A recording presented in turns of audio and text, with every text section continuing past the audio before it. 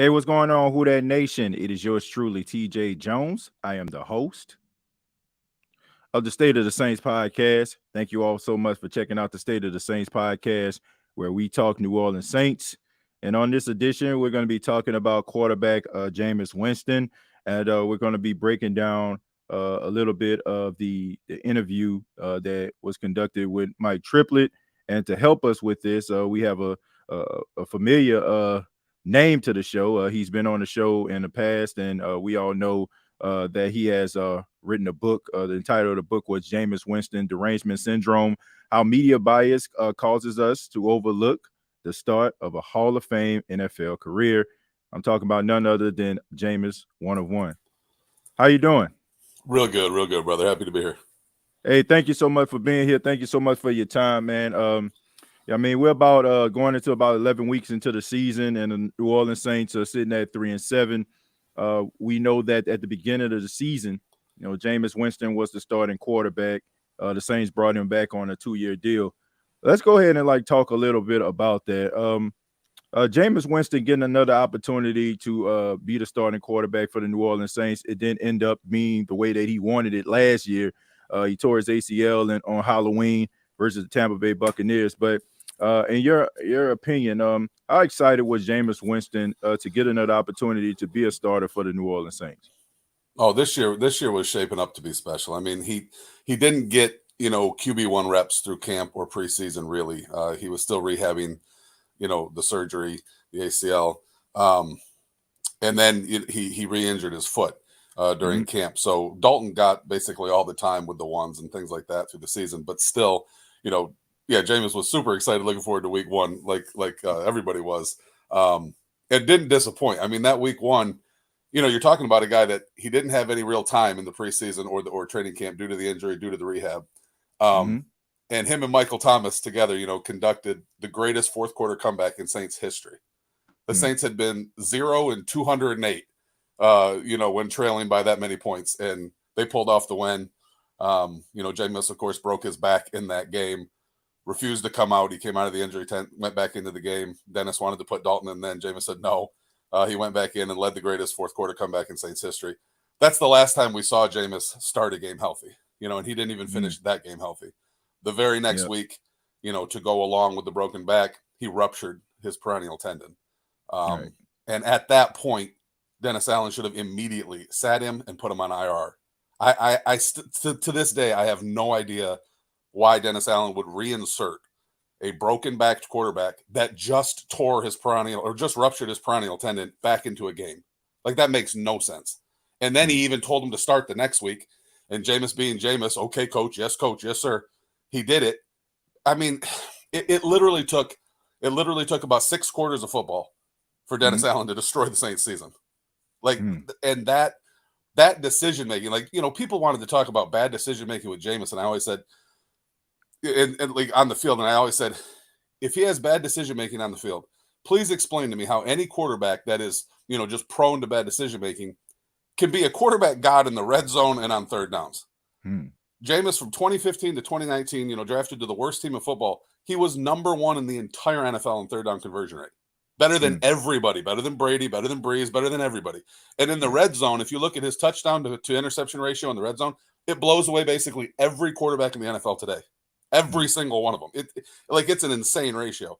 So, and those third downs and red zone, those are, the 2 areas of the field that are where decision making is most paramount. Right. So people want to talk about decision making with Jameis. Let's keep that same energy with the coach, because it took about 6 quarters of football for him to, with bad decision making, sort of destroy their season, and it's a shame. I'm upset by it. Yeah, I think a lot of people are upset. As some of these stories come out, especially Jameis Winston, basically just telling everybody that he wasn't 100%.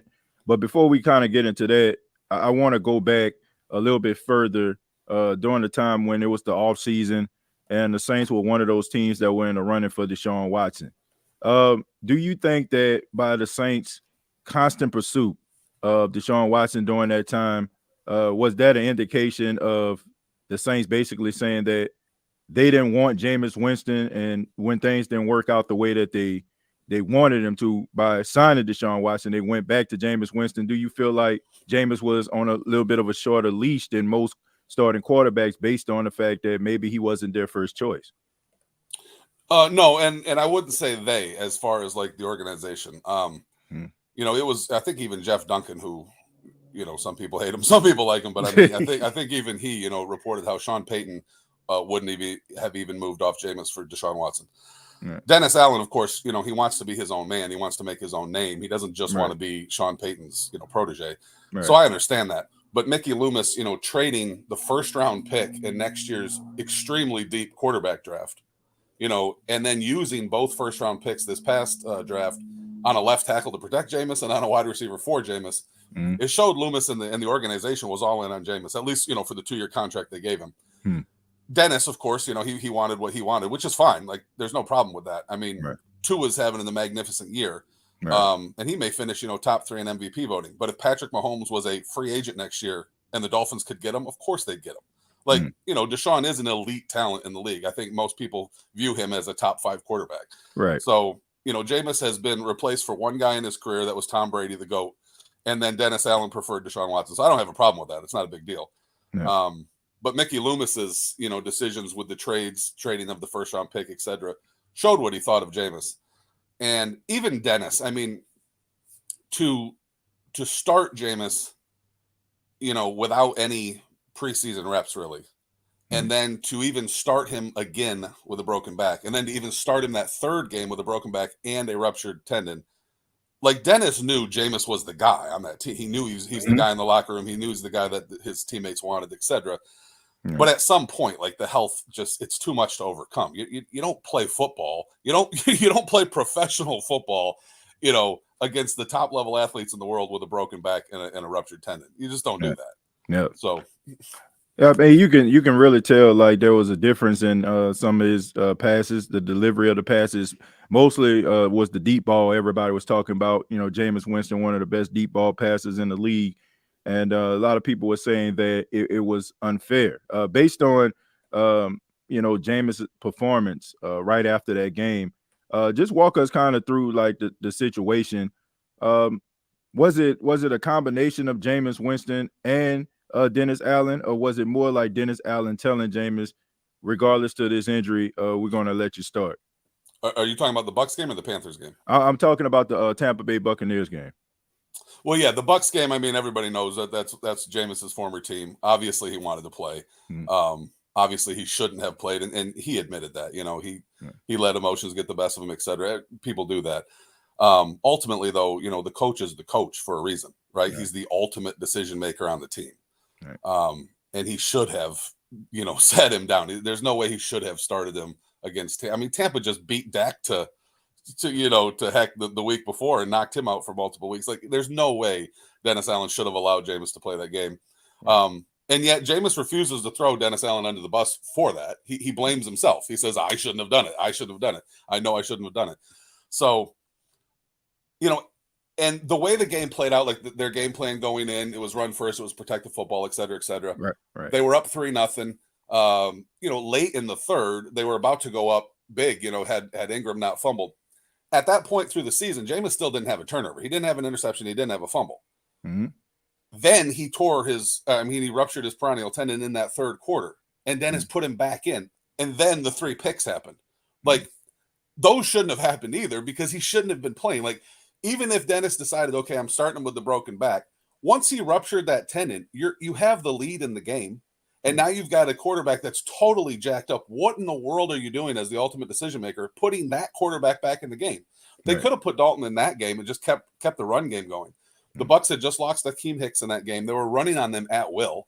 You know, I mean, yes, Ingram fumbled, but they were running the ball down Tampa's throat. And instead of pulling Jameis, okay, now you've got the broken back and the ruptured tendon. Dalton, go in the game, hand the ball off. They probably could have won that game. Instead, hey, Jameis, sling it. Just start slinging it. I mean, come on. It just made no sense. Yeah. I mean, look, I looked at that game. I mean, it was one of those games where it could have been well within the Saints' reach. And, you know, it didn't end up being the way that they actually wanted it to go. But, you know, a couple weeks later, the Saints go to London. I'm going to kind of fast forward past the Carolina game, but going to that game in London, it was a Tuesday, if I'm not mistaken, and Jameis Winston didn't show up to practice. And then Dennis Allen said that, we're going to rest him today. We're going to see where he is tomorrow. And then the next thing you know, in comes Andy Dalton, and we haven't seen Jameis Winston in the starting rotation since that time. So kind of walk us through that. What was the decision of Dennis Allen? Was it a combination of Jameis Winston and Dennis Allen, or was it more so, Dennis Allen kind of putting his foot down saying, no, we're not going to let you go. We're going to go with Andy Dalton? I mean, Jameis is Jameis, so he'll play every game. I mean, right now he'd play against the Rams. 4 weeks ago he would have played. Jameis could, have all the fingers on his hand broken. He's still going to play. I mean, in Tampa, those last games of the year, he had a torn meniscus and he had a broken throwing hand. Right. And Mike Evans and Chris Godwin had both shut it down for the year and weren't playing. And Jameis played those games. Bruce Arians wanted them to, and he did. So, I mean, that's just who Jameis is. So, yeah, he would have played the Vikings game. But, I respect Dennis for saying, no, you're not going. That's fine, because he shouldn't have been playing, right? He shouldn't have been playing the previous 2 weeks. So I don't have a problem with that. I really don't have a problem with anything Dennis has done as far as, after the Panthers game, resting, sitting Jameis. My biggest issue with Dennis is, why lie to the media? And now, he looks so stupid, really, because you told the media Jameis is healthy. We're going with Andy. It's an offensive decision weeks ago.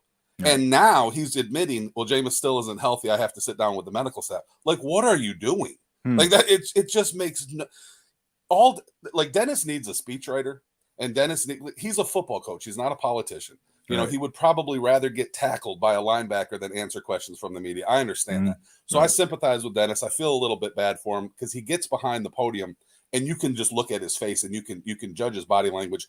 He's not comfortable up there, right? He doesn't want to be there. He doesn't want to be answering questions. He looks like a deer in the headlights.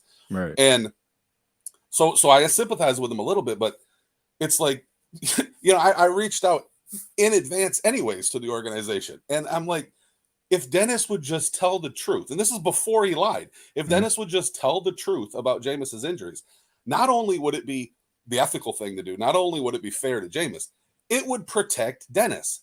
Because everybody knows in the league, Andy Dalton is Andy Dalton. He's not terrible. He's not great. He'll play good in spots, and then he'll have meltdowns, etc. Had Dennis done that, Dalton's 2-5. Right. Dennis always could have said, hey, man, I didn't have my QB1. We're going to be okay. But now he can't do that because he stupidly lied to the entire world and said Jameis was healthy, and this is an offensive decision, and now he looks like an utter moron because he's 2-5 with the backup quarterback. It doesn't make any sense. Dennis needs a speechwriter, and he needs somebody to handle his interviews going forward if he's even here next year. Yeah, I mean, look, I'm not the biggest fan of Dennis Allen. I don't know if you follow the show. I'm not a real big fan of him. I feel like the Saints need to go in a different direction at the end of the season. But I mean, looking at Andy Dalton and the way that the offense was running at that particular time, I kind of can understand why they went that route. I can understand that they tried to do something different, try to add a little bit of a spark. But looking at based on the explanation that Dennis Allen gave, he started bringing up analytics and bringing up all the things to justify moving on from Jameis Winston. Do you feel like that was unfair based on him knowing the injury history of Jameis Winston so far? Do you feel like that was wrong for him to go there and just, basically say those things knowing that Jameis Winston wasn't 100%? Well, yeah, first Dennis doesn't understand analytics. That's not his thing. He's not a stat guy. He's a football coach. A lot of fans think that, coaches, they all understand the metrics. They don't. They don't. You can talk to them. They do not get it. And even the Saints do have people that are in charge of stats and things of that nature. Right. Even those, I've seen some of the ones that they use or the way they use them, it's sort of ridiculous. The concept of, it came out in the media, and even Dennis was talking about how Andy, moves the ball on third downs or whatever at red zone. Right. You can look at not just Dalton and Jameis's Saints career. You can go back to 2015 and look at their 2 careers from the time Jameis entered the NFL. Right. You can also go back and just look at their full careers in general. Jameis blows Dalton away in the red zone. He blows Dalton away on third downs. Like, there's no comparison. He dusts him in everything. And I created like a huge graph to send on about that, like, because I had there's contacts inside the organization, and I created all that. So when Dennis Allen talks about stats, like, I just kind of roll my eyes because he doesn't know what he's talking about.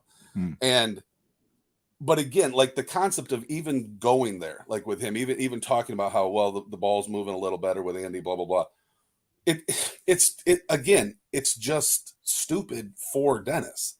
Because he's not giving himself an out to say when he ultimately fails, which he did 2-5 with Dalton, I didn't have my QB1.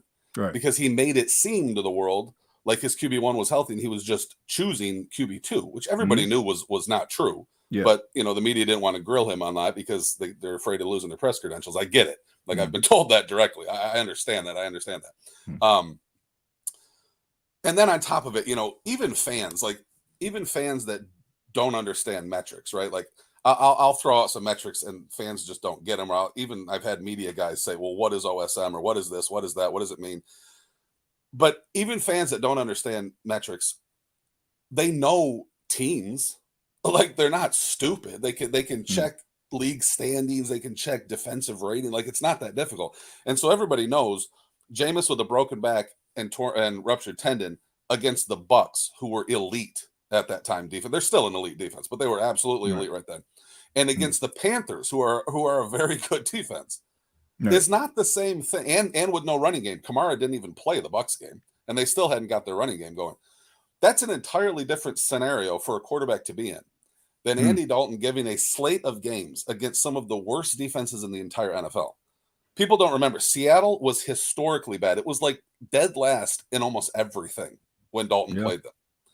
The Ravens were terrible when Dalton played them. When you look at their actual league rankings on defense, they were terrible. They were getting shredded by everybody. The Cardinals were bad. The only team that Dalton played that had sort of a league average or better defense was the Bengals, right? That's about it. Right. So to say, and then of course the team also went run first, and Dalton wasn't being asked to drop back 65-70% of the time. Right. So the whole situation changed. And this is where some people get mad. I don't know if you know, like Zenny Abraham or somebody like that, but some people get really mad because they feel like there's times where Jameis will be set up for failure. Like that week 3, why in the world, with Dennis Allen knowing that Jameis has the broken back and the ruptured tendon, knowing that after he ruptured his tendon, he played terrible football in Tampa. Like, the balls were fluttering. There was some issues, right? He was scared to run. Like, there was a lot of issues. Why in the world would you start him against Carolina, which has a legit defense, and go pass first? Like, it doesn't make any sense. And then you get Dalton, who's fully healthy, in the next week against a really bad defense in Minnesota, and then continuing forward against a terrible defense in Seattle, and you go run first. And like, it makes no sense. So this is where a lot of people get upset and they get into conspiracy theories and they get into all these things because from the outside, it does appear that way. Like, what are you doing? Right. I feel like this, and I gotta, I gotta mention this, but there are some Saints fans and some fans of, people that are kind of skeptical of Jameis Winston.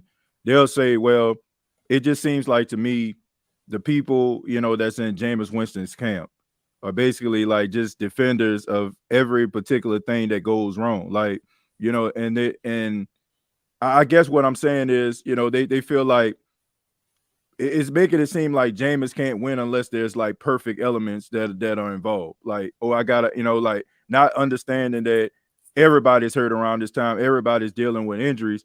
What are your thoughts on that? I mean, people are saying that, basically anytime that something goes wrong, he throws an interception, he takes a turnover, he plays really badly. People are trying to defend that. And, sometimes there isn't any justification for it. Your thoughts? Well, yeah, I mean, most people, they just have narratives on Jameis and they just have subjective opinions, right? So I will say, like, Jameis has a huge camp, right? I mean, he's got a lot of people on his team. He's got a lot of people on his side. Most of the people on his team are family. Like, there are a lot of people that will defend Jameis to the death because, like, of course they will, right? I mean, that's the same for everybody. Patrick Mahomes has got his crazy brother and his wife, whatever. Yeah.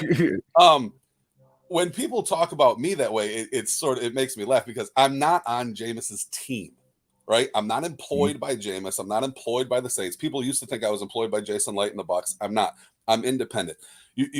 While I tweet 99% data and stuff about Jameis and quarterbacks, like, people can go to my page and also see I get into like some serious religious debates, like serious. You actually think an NFL quarterback would want me doing that if I was on the payroll? You think he would want me preaching orthodoxy and getting into it with atheists? No, come on. No, I'm independent. I do what I want. I say what I want. It's clear. Like, that's really clear. And what I do, and people can, again, they can read the book, they can listen to my interviews, they can read my tweets. I'm extremely unemotional and I'm extremely data driven. So I don't really care about subjective opinions and narratives because they don't mean anything, right? I don't even care about my own subjective opinions because they're not relevant. What's relevant is the actual data. And when you look at Jameis's data and you compare it to his peers, you compare it to, every quarterback ever, he stacks up great. And so when you're talking about, does he need to be in a perfect situation? If you just look at a thing like, quarterback's record, win-loss record, when they had to throw 40 plus times, Jameis is near the top of that list with win percentage. And that is a good metric to look at because no coach really wants the quarterback throwing more than 40 times, right? You just don't. It means you're unbalanced. You're not having a good game, or it means you're getting lit up on the defensive end. Yep. But Jameis, in games where he has to throw 40 or more times, his win percentage blows most quarterbacks away. There's a lot of quarterbacks that just can't, function in that type of system. And so that's what we saw in Tampa. People point to 2019 and the 30 picks. They were 7-7 before Evans and Godwin shut it down for the season and Jameis had a broken throwing hand. Like, they were in the mix for the playoffs. The defense was terrible. They couldn't run the football at all. They just asked Jameis to sling them to every game. Sling it. And they were 7-7, and he was number 1 in the NFL in yards, number 2 in touchdowns, number 4 scoring offense with no run game. Like, Jameis has always been an offense carrier. Yeah. So when he came to New Orleans, I knew Sean Payton wouldn't ask that of him. Yeah. Like, I knew that. I know Sean a little bit and his family a tiny bit, but I knew he was not going to ask that of him.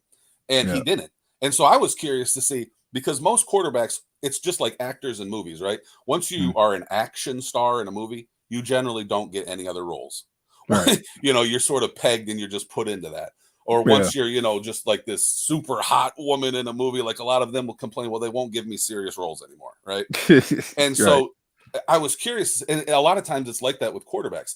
Once they're cast in a role, other coaches don't really see them outside of that role. And so Jameis was kind of like the new age Dan Fouts, the new age Warren Moon, this wild gunslinger, right? In Tampa. But I knew Sean didn't want that from him. So I was curious to see, how is Jameis going to manage? And I talked about his metrics before he started that first season as starter in 2021. And I talked about what I thought would happen. And I hit it pretty much on the head with everything as far as the advanced metrics. And it was fascinating to see because Jameis, he dialed it back. I mean, he still threw deep balls. He still was top in the I think he was top 3 in the NFL in completed deep balls, even though he only played 7 games, right? But he dialed it back. His efficiency metrics went through the roof, top 4 in total QBR. He was second in the entire NFL in EPA per play and adjusted EPA per play, which are like premier quarterback metrics that measure everything. He was second in the NFL to only the MVP Aaron Rodgers. Yeah. And so we now have like 7-8 years of data on Jameis showing that he is an elite offense carrier that can win games at a higher clip when he's just asked to sling it to victory and you have no defense than most other quarterbacks. Mahomes is higher.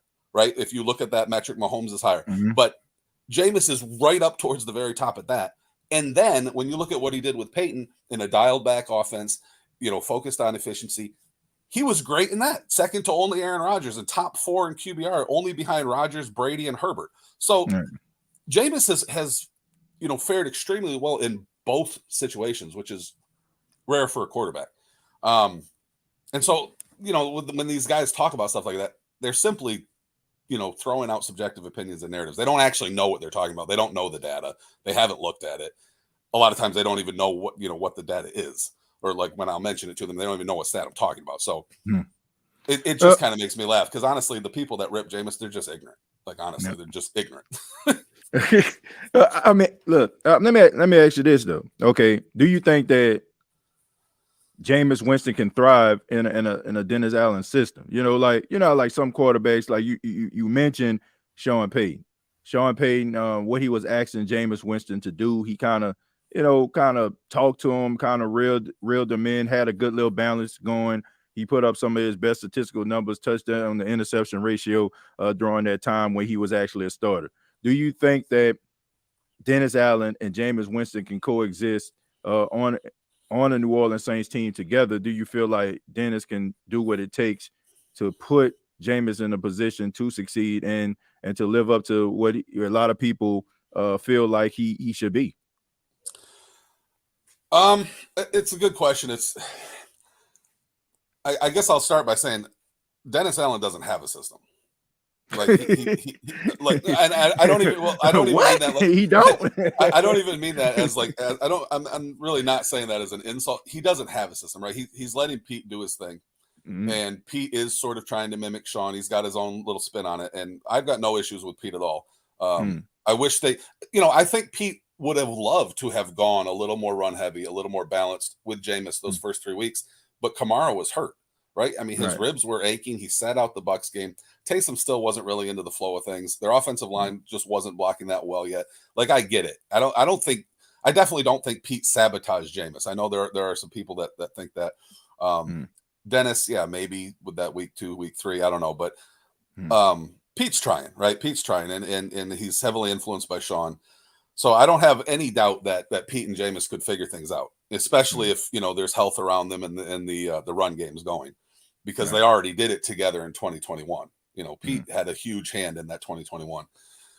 The thing with Dennis is just, it's the trust issue, right? Once like anybody knows that if you're married, I mean, if your wife cheats on you, like you're not going to trust her anymore.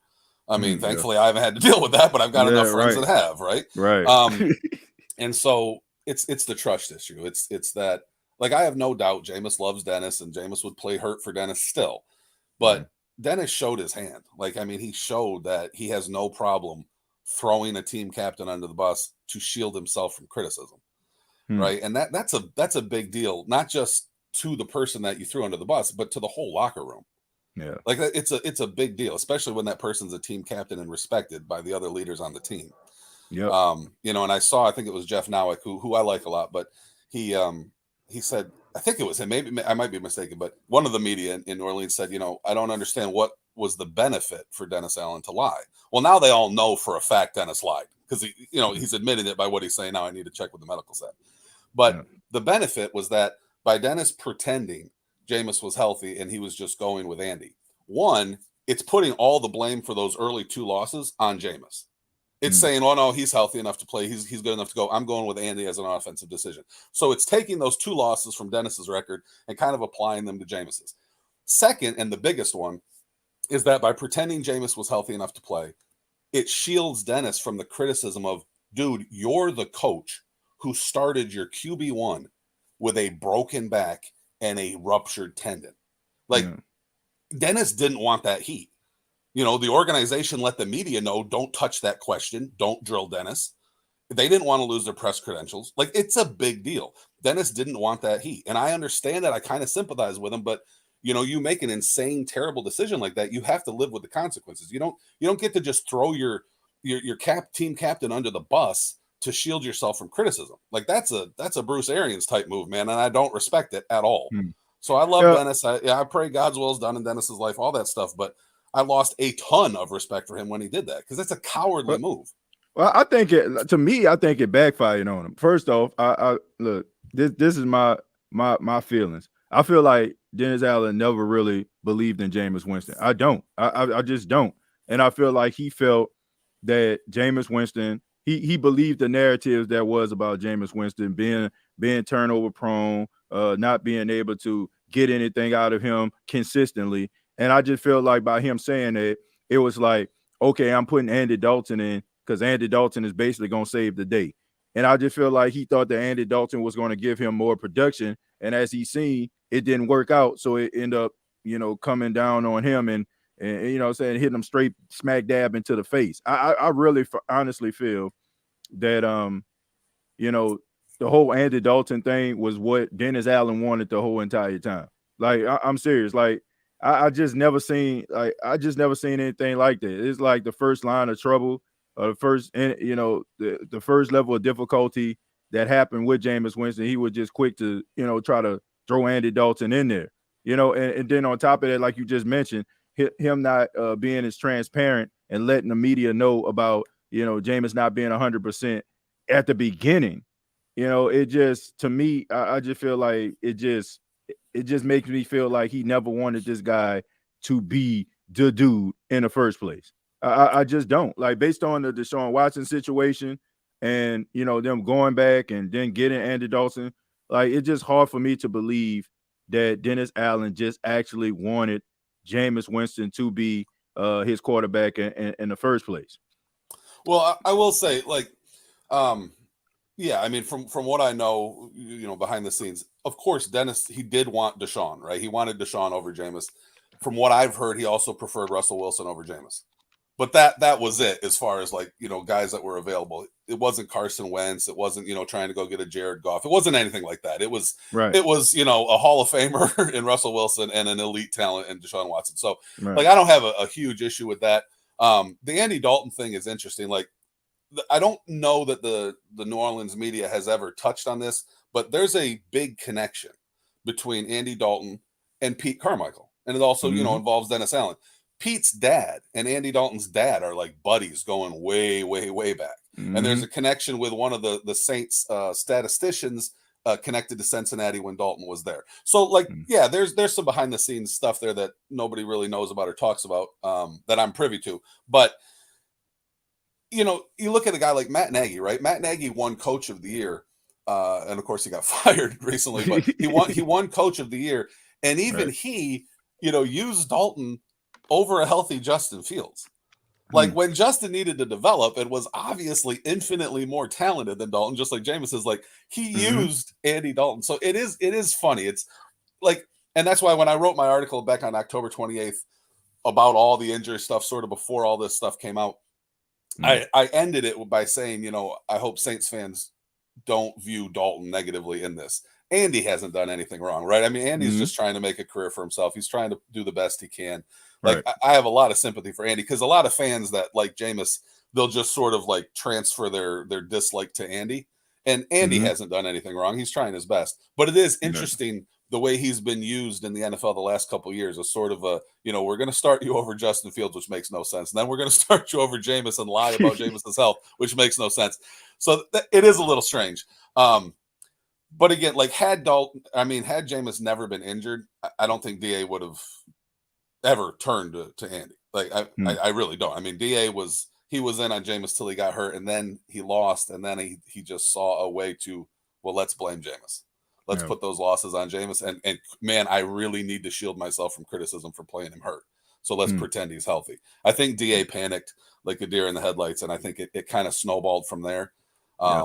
And why it took him so long to sort of admit the truth, and I need to talk to the medical staff, is beyond me, because the damage is already done in the locker room. It's already done. It's just already done. Like, you now are a coach with an 11-35 record. I mean, I saw, I think, I can't remember who it was, Brad or somebody, but he put out the data. There's 193 NFL coaches with 4 years of experience or more, and 190 of them, or 189 of them, had a better win percentage than Dennis Allen. Like, I mean, you're talking about all-time ineptitude, right? And then when you look at Dennis's career coaching record by quarterback, what's hilarious is that his top 2 win percentages are with a broken back Jameis Winston. He's number 1. Jameis has the highest win percentage for Dennis Allen in Dennis's career. and Terrell Pryor's number 2. And Terrell Pryor is a dude that just, like, hates Dennis Allen, apparently, and thinks that Dennis screwed over his career, and sort of did this with him and benched him for no reason, and then put Matt McGloin in there. And interestingly, Matt McGloin went 1-5. Dennis inserts Andy Dalton, and Andy Dalton goes 2-5. Like, Dennis has a strange career arc. I think he's a magnificent defensive coordinator. Like, in my mind, I think that's like his real calling in life. I think he's great at it. If there was a defensive coordinator Hall of Fame, he'd be on the uptick for that. But as a head coach, I don't know, man. I mean, 11-35, and all these bizarre decisions they're hard to overlook. I just think it takes a special individual to be a head coach, to be a leader of men, and it's not a knock on them. Like I always say it all the time. Like I mean, you might have a star basketball player. This guy might average about 26, 27 points a game. But then, if he's getting double teamed, he can dish it out and a guy, shoots a three. And you know what I'm saying? Like that's okay with that. Like it's okay to not be the star. Like if the star needs you, you can dish it out to you and shoot a three, that's fine. That you still need those guys. They're necessary. And I just don't think that I just don't think that he's the guy. I don't think that he should be a head coach in the National Football League. And when you're making decisions like this, everything about Dennis Allen to me, it speaks desperation. Like the way that he calls plays, the way that the Saints look right now, is pure desperation. It's like your last $5 on a crap table. That's what it looked like to me. I'm just not impressed about anything that involves Dennis Allen. I'm just being honest with you. But when we talk about injuries, it seems like to me, I could be wrong, but it seems to be a little bit of a disconnect between the medical staff and some of the Saints players. Now, I've been watching on Twitter, wide receiver Michael Thomas. I mean, anytime like a star player like a Cooper Kupp, like a Josh Allen, they talk about the medical staff for their respective teams. He's retweeting it. He's liking it. He's giving his thoughts on it. Is there a disconnect from things that you may have heard or things that you've seen? Is there a disconnect between the players and the medical staff of the New Orleans Saints? Because you have to admit, I mean, all these star players being out and, not putting guys on IR when they should be on IR. What's going on with that, and what are your thoughts on that? Well, yeah, I think I think all players just league wide and on every team, right? They have some of their own experts that they trust. They have, and of course they know their bodies better than anybody, right? So a lot of times when a medical staff will tell them you're good to go or this is fine, like they know their bodies better than anybody. At the same time, a lot of these guys are true warriors, and they basically will play through anything, and they will just do what their coach says, like Jameis. And so I think there's like I don't want to crush the Saints medical staff or the organization. I think it's a quality, top class organization, but I think there's always going to be sort of disconnects with this. And when you see the injuries pile up, like the fans really take notice, right? Especially when it's high profile players. I mean, Michael Thomas is one of the greatest receivers of all time and definitely the GOAT for the Saints as far as receiving. Jameis is their team captain and their QB1. I mean, like when you see those types of guys get injured or those types of injuries be botched, it really makes people think. But I think as far as just right now, the current atmosphere around the team is just sort of everybody looking at Dennis sideways, because it's one thing for a dude to get hurt. It's one thing for the medical staff to not know a player's body as well as the player does. Like that's normal. Right. But it's an entirely another thing for the coach to shield himself from criticism by throwing the team captain under the bus. Like you can't do that and expect to just, have respect of these guys. Of course, in interviews, they'll say everything's cool and Dennis is great and we'll ride for it. But behind the scenes, because players don't want to be known as like complainers and grumblers, right? But behind the scenes, like how can you have respect for a guy like that? And then on top of it, right? Like he doesn't, even if it was Sean, like maybe Michael and Sean had a little bit of, animosity there or whatever, but Sean's got a resume, right? He's won a Super Bowl and the dude's a legend. Like if Dennis had some sort of resume like that, then the players might be like, well, yeah, but he doesn't. He's 11-35. I mean, so it's tough. And like, I sympathize with Mickey Loomis, right? Because I mean, it's ultimately him and Gail Benson's call. Like, no owner, no GM. Well, really, it's the owner that writes the checks. But no owner wants to give a big buyout to a coach and pay a coach to not coach you, right? Like, no owner wants to pay a coach to not coach their team. But at this point, it's tough because, I mean, you lose the locker room in 6 quarters. You're 11-35. You throw your team under the bus. Like, I don't understand. Like, I don't know how you go back and you just sort of trust the decision making going forward. Like, Dennis can coach defense, but and that's another thing. Like, Dennis is a great defensive coordinator, but as a head coach, the defense has fallen off too. Yep. So maybe he's just got too many thoughts going through his head, and he's not focused enough on D. Like everything has sort of fallen apart. And Right. so I really think Dennis could look at it as a blessing in disguise. Like I think Dennis is sort of furious with me right now from what I've heard and everything. But like I honestly I don't care about that. But I do love Dennis, and I do want God's will done in Dennis's life. I sincerely want that. But I think Dennis should look at it as a blessing in disguise if he's fired, because Sean's coming back, right? Sean's coming. Right. He wants to come back in the NFL next year. Dennis can go with Sean to the Chargers, go to the Bengals, to some loaded team. I mean, Derwin James, they got talent. And Dennis can be what he was meant to be. He can be a great defensive coordinator. Pete can go with them, and he can be Sean's dude again. And they could work magic with Herbert in LA, or Burrow and Chase and Boyd and Higgins and Mixon and Cincinnati. And Dennis would get a big buyout. He'd be getting paid to not coach the Saints, plus getting paid for the new DC. So I really hope Dennis, whatever happens, and I'm not saying he's going to be fired. I've heard some stuff behind the scenes, but I'm not saying that. But if he is, I think he should look at it as a blessing in disguise. I don't think he should be mad. I mean, like I don't know what job you have in real life and all this, but I mean, like, who wouldn't want to be paid to not do their job and then get paid again to do another job? Like everybody. Yeah. Yeah. I mean, look, I'm not only on a podcast, I'm a broadcaster as well. So I mean, I've been doing this for quite some time. But yeah, I definitely agree with what you're saying.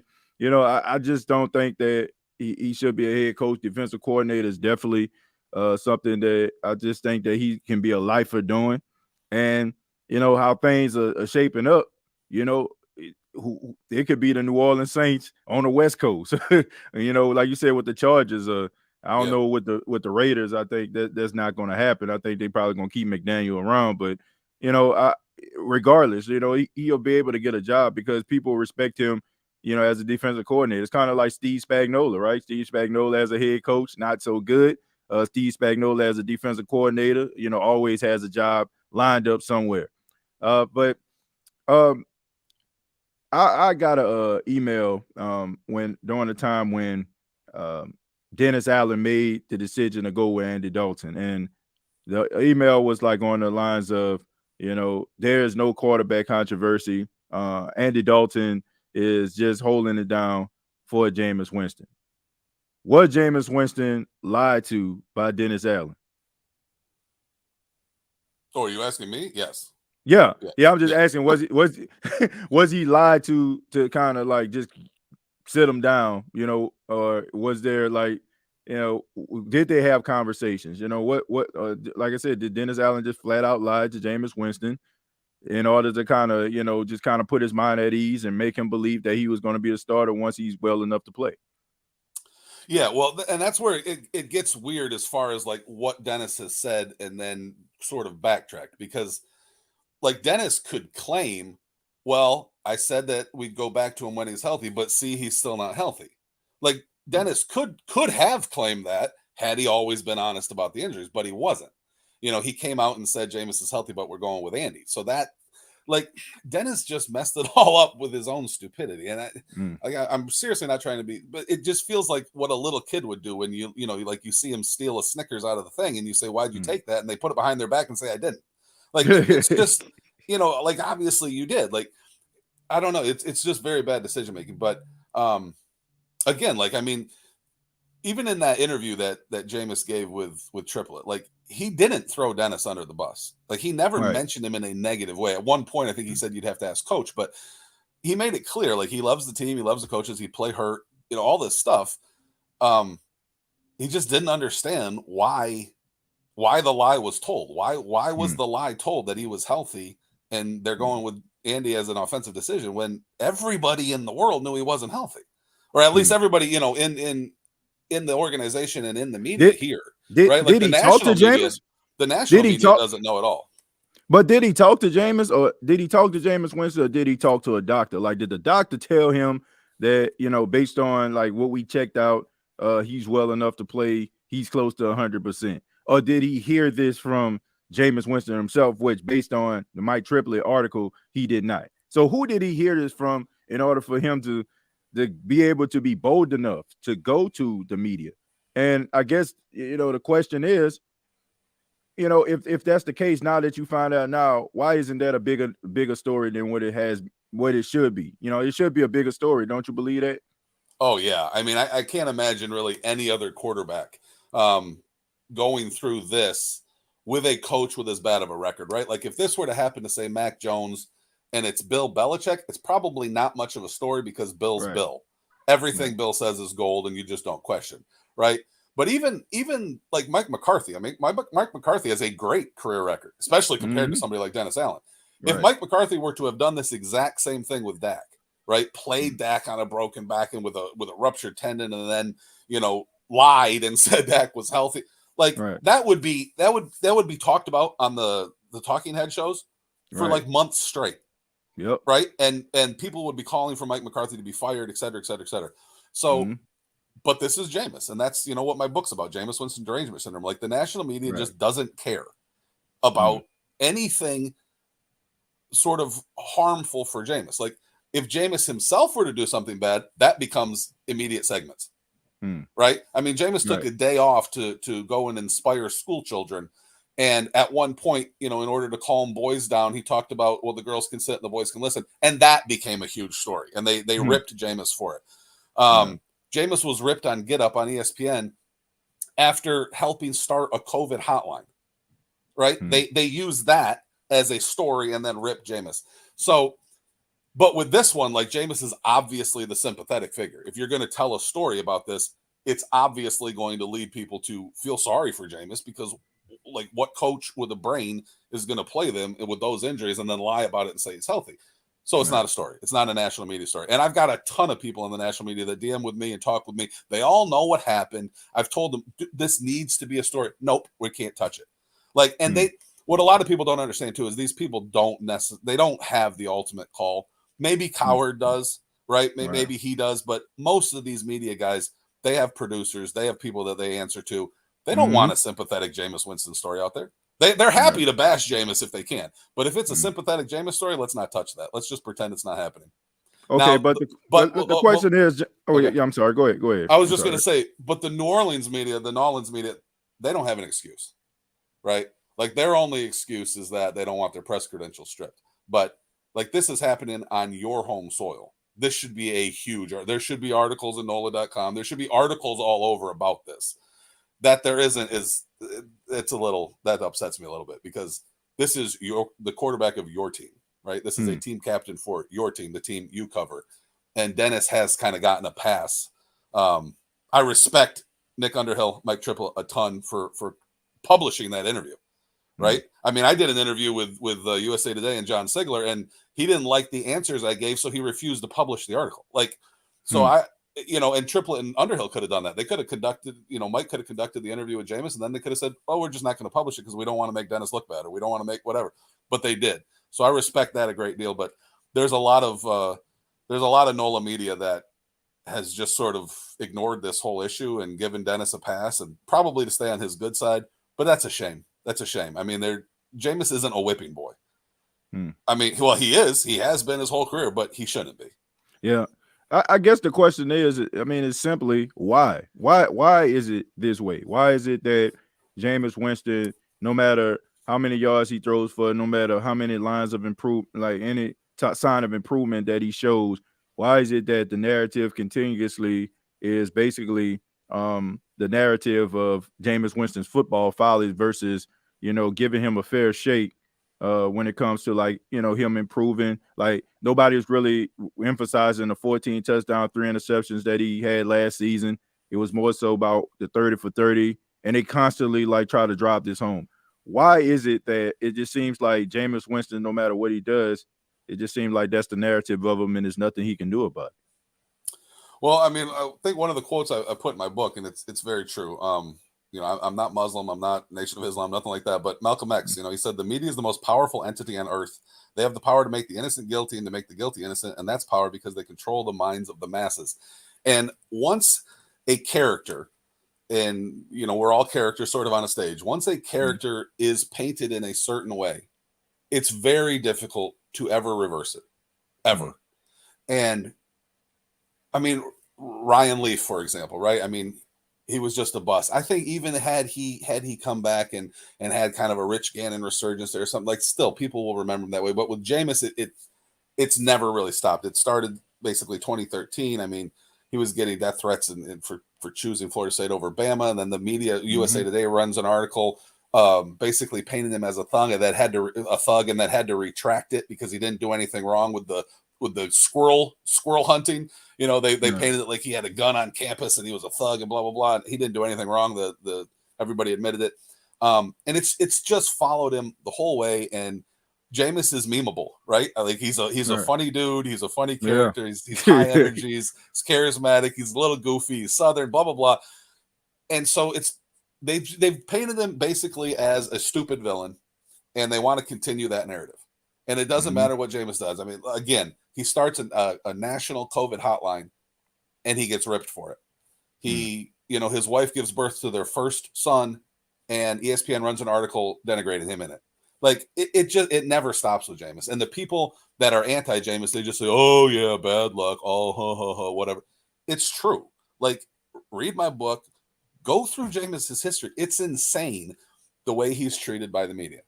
People talk about there being a double standard with black and white quarterbacks. There's not. There's a triple standard. There's white quarterbacks are judged one way, black quarterbacks are judged another way, and Jameis Winston is judged an entirely worse third way. And it's been that way for almost a decade. Yeah, that's incredible. You know, I look at, you know, I mean, it just seems like when it comes to the game of football, if you start off, like, let's just say, for example, you start off as a high draft pick like a Jameis Winston, and let's just say the first couple of years you're not living up to the expectations. Like, I for one, don't understand like why Trevor Lawrence isn't like a big deal. Like, if we're talking about based on, you know, him coming into the league, he had like this Peyton Manning, Andrew Luck type fanfare coming into the league, and he hasn't really lived up to the expectations, even though he's playing for Jacksonville. You know, and that's what people would say. Oh, he played for Jacksonville, but I never like really seen like when Jameis was like struggling in Tampa or something like that. They never like looked at it like, well, Tampa is not a good organization like they do with like the guy like Trevor Lawrence. So I just always wondered, like, it can be like something like super positive, but it seems like they just gonna always, you know, find a way to make fun of Jameis Winston. You know, I have a lot of respect for this guy, you know, Rich Eisen, but it was like one episode, I guess it was talking about like, I guess Jameis was talking about his body parts and stuff like that in one interview, and they just, you know, laughed at him for like 10 minutes. But I do think that it has a lot to do with, like you said, the memes, the Southern twang, the Alabama aspect. You know, when people talk about individuals from Alabama, you know, they got this certain stigma, which I know isn't true because my wife is from Alabama. And, you know, I just think that's something that people just continuously try to, you know, do to Jameis, which is try to, you know, I guess just talk badly about him and try to find ways to embarrass him. And like I said, if they keep on trying to, you know, if they digging a hole and they constantly like trying to put you in there, and every time you try to climb out, they digging a little bit more so the hole can be deeper. It just seems like that's the career of Jameis Winston. And it's unfortunate that, you know, people won't give him opportunity to try to change the narrative. My question for you is about, and feel free for all the people that's watching right now, if you have a question for Jameis one-on-one, put it in the chat. But there's a game coming up against the Los Angeles Rams. Andy Dalton, we already mentioned this. He lost 4 of his last 5 games as a starter, and he hasn't been playing well. And, you know, it was talking about how efficient he was, third down conversion rate, holding on to the football. Well, those things seem to be passé. So the question that Dennis Allen was asked, I want to say yesterday, if you're watching this on a Wednesday, was, you know, are we going to be evaluating the quarterback position? Should Jameis Winston start in this game versus the Los Angeles Rams? So better yet, is Jameis Winston healthy enough to start in this game versus the Los Angeles Rams? No and no. Jameis is not healthy yet. I really, and I've been clear about this, I really do not think that he should take a snap in a real NFL game until after the bye. Until the Falcons after the bye. That is the full. It's 8 to 12 weeks is what you're looking for as a rehab for a ruptured tendon, a peroneal tendon. 8 to 12 weeks, and he played week 3 on it. So 12 weeks puts him exactly at week 15, which is after the bye against the Falcons. And 8 to 12 weeks is not just standard for, an NFL athlete to go take hits. That's just for a normal human being. Right. So for me, I hope that Jameis doesn't take a snap in a real NFL game till after the bye. Now, will Jameis play against the Rams if Dennis wants him to? Probably. I mean, that's Jameis, probably. But I hope he doesn't, right? I will say, though, I loved what you just said about Trevor Lawrence. Like, everybody knows I love Trevor Lawrence, too. But I had a conversation recently in DMs with a Tampa reporter, right? We've kind of gone back and forth for a long time. Good guy. Right. And his thing was, well, Jameis was a bust in Tampa. And I said, okay, what is Trevor Lawrence? And he's like, oh, Trevor Lawrence is a great prospect. And I said, what is Zach Wilson? Oh, Zach Wilson's a great prospect. And I said, you're so ignorant, it's laughable because you're not even like looking at the data. Jameis Winston in Tampa, his first 3 years, whatever you want to look at, was infinitely better than almost every first-round quarterback drafted since 2015. Like, when you look at Trevor Lawrence, his numbers, he's a bum compared to what Jameis was. Jameis walked into the NFL on the worst team, had them at 6-6 and in the playoff race, right? They finished 6-10 after Quan got suspended for PEDs and their defense fell apart. But that first year, he tripled their win total. He made the Pro Bowl. He threw for over 4,000 yards.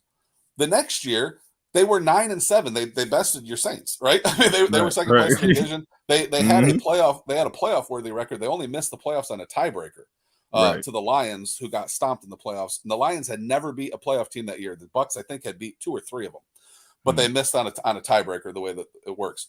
But he got them second place in the division, playoff worthy record as a 22-year-old with no run game and a below average defense. Like, that's what Jameis did in his first 2 years and became the first quarterback in the history of football to start his career with back-to-back 4,000-yard seasons. Herbert has done it since, but that's it. Right now, it's only Jameis and Justin Herbert. That's it. So, I mean, you compare that to what even Josh Allen. Josh Allen sucked his rookie year. Still wasn't that good his second year. Trevor Lawrence has been terrible for 2 years. Zach Wilson is winning, but you look at his data, it's garbage. I mean, like, pretty much every first-round quarterback has been infinitely worse than what Jameis was in Tampa. And Jameis's third year in Tampa, he had a bad win-loss record. He led the NFL in 300-yard games that year, even though he only got to play 11 full games because he had a nasty throwing shoulder injury. He led the NFL in 300-yard games this year. The next year, he would have won the passing title, no problem. Like, he was insane with his yardage. He didn't play enough games, right? And then you get the fifth year with the 5,109 yards. So to think Jameis was a bust in Tampa is ridiculous, unless you basically want to say every quarterback drafted in the first round is always a bust, right? Like, it's kind of insane. They moved off him for Tom Brady, the guy considered the greatest of all time. That's what happened, right? He wasn't moved off of for whoever, Cooper Rush or somebody. But so I liked what you said there about Trevor Lawrence, because there's a lot of quarterbacks that just are objectively infinitely worse than what Jameis was in Tampa that get free passes. And yet with Jameis, I mean, I remember the game that Jameis put 55 on the Rams. They went into LA. Yeah, I remember that. Yeah, they went into LA, huge underdogs. LA's defense had destroyed every quarterback they faced up until that point. It was the week before the Saints. It was the week before the Saints play. That's when Drew Brees messed up his thumb and Teddy Bridgewater. Yeah, LA. I mean, the Rams were destroying quarterbacks that year, and Jameis hung 55 on them, almost 400 yards, 4 touchdowns. And the media gave him no credit at all, laughed at him and said, oh, maybe the Rams aren't that good if they let Jameis Winston, of all quarterbacks, do that to him. It's ridiculous. There's really nothing Jameis can do, that gets the media on his side. And even Byron Leftwich, to his credit, his OC back in Tampa, he said that. He gave a public interview, and he said, we all know this is true. It's Jameis. There's nothing this kid can do. He's not going to get credit. It's Jameis. And so, that's sort of just the way he's been cast by the media, and it's the way that fans treat him. And it's sad, because if people would just look at the objective data rather than subjective opinions, they'd see, how Jameis stacks up, and they'd see what an elite talent he is, and they'd see where his numbers are at. And this year it's just a shame, because it's really just injuries. Like, I mean, the one game he started healthy, he had a 111 passer rating. Like that's his one healthy start this year. That's second in the NFL. Yep. Like if you look at the data right now, that's second in the NFL. So get the kid healthy. As far as going forward, they have him under contract for next year. They don't have to bring him back. Obviously, they could move off him pretty easily. But I think they'll have a decision to make there, because do you really want? I don't know that you bring Dennis and Jameis back together, right? I mean, like that's a rough situation. That's hey, dude, your wife cheated on you, but go live with her for you. Like it's a rough situation. Right. But do you really want to move forward with Dennis? Would be my question for Mickey, right? For Mickey Loomis, for Gail Benson. Are you going to be able to attract free agents? Like Jarvis Landry made it clear he came to New Orleans for Jameis Winston. Right. He made it clear. Cam, Mark Ingram, Demario Davis, the leaders on the team have made it clear what they think about Jameis Winston. They love to do, right? Chris Godwin and Mike Evans will still rave about Jameis now. And he's not even on their team. He's on a division rival. Like the players around the league, they know, they love Jameis. Is Dennis going to be able to attract free agents? And especially, is Dennis going to be able to attract a quarterback who knows? Because even if it's not a national media narrative, the quarterback fraternity is a real fraternity. Like they know Dak and Jameis and all these guys, they know each other. Right. And the players around the league, the quarterbacks around the league, they know what Dennis Allen did. You think any quarterback wants a coach that is going to play them with two terrible injuries they should both be on IR for, and then lie to the media and say they're healthy? Like, I mean, it's tough. If I were Gail Benson, if I were Mickey Loomis, like I couldn't do it. I couldn't roll into next year with Dennis and just wing it and say, oh, well, let's hope for the best. I couldn't do it. No. And when you look at just around the league, right? You look at all the new coach hires. There's been a ton of them this year. But if you just look at the top three offensive-minded coaches that were hired and the top three defensive-minded coaches that were hired, you're talking about O'Connell, Daboll, and McDaniel for offense. And you're talking about Todd Bowles, Dennis Allen, and Eberflus, right, for defense. Those three offensive-minded coaches combined have a 786 win percentage. That's an average record on a season of 13-4. Yep. The three defensive-minded head coaches have a 367 win percentage, which puts you at an average of 6-11. Like, you need an offensive mind in the modern NFL. And I know Eric Bieniemy's, I know how much he wanted to be here. I talked with his family and stuff. Like, he wanted desperately to coach the Saints. He was born in New Orleans. He wanted in. And he's an offensive mind. People say, oh, he doesn't call his own plays, blah, blah, blah. I would tell people to Google that and read, what Andy Reid said about him and Patrick Mahomes said about him and stuff. Like, I don't know, man. It would be hard to pass up Eric Bieniemy, or even, like Shane Steichen, to see what he's doing in Indy, Waldron in Seattle. Like, it's tough. I think the Saints moving forward, I think they probably will, and I think they probably need to, get an offensive mind in there. You bring Jameis back with 1 year. He's got a cheap cap hit. Like, it's cheap. People talk about, well, what quarterbacks are out there? Even a guy like Carson Wentz, who isn't on Jameis's level, or Goff, or some of these guys, like, they're going to be way more expensive as free agents, or if you have to trade for them and lose draft capital. Like, you have Jameis on a relatively cheap contract for next year, and it's only that 1 year. You bring an offensive coach in, you give him a year with Jameis, let him draft his favorite quarterback in the draft in the second round or whatever, if you want, or, use that to build the team. And then if Jameis doesn't work out, you've got a first round pick in 2024. But to just be like, no, we'll just give it another go with Dennis and hope for the best. It seems crazy for a organization as good and a team as good as the Saints. Like, this has been an elite team for a decade. And to just then say, let's just wing it for a year with a guy that's 11-35 and that lost the locker room, it doesn't make any sense to me.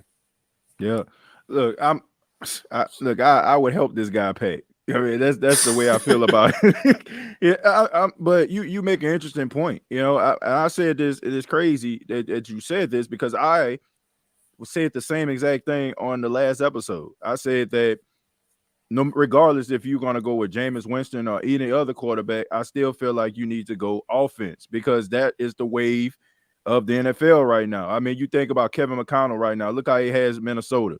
Brian Daboll, like you mentioned. Like, look how he has the Giants.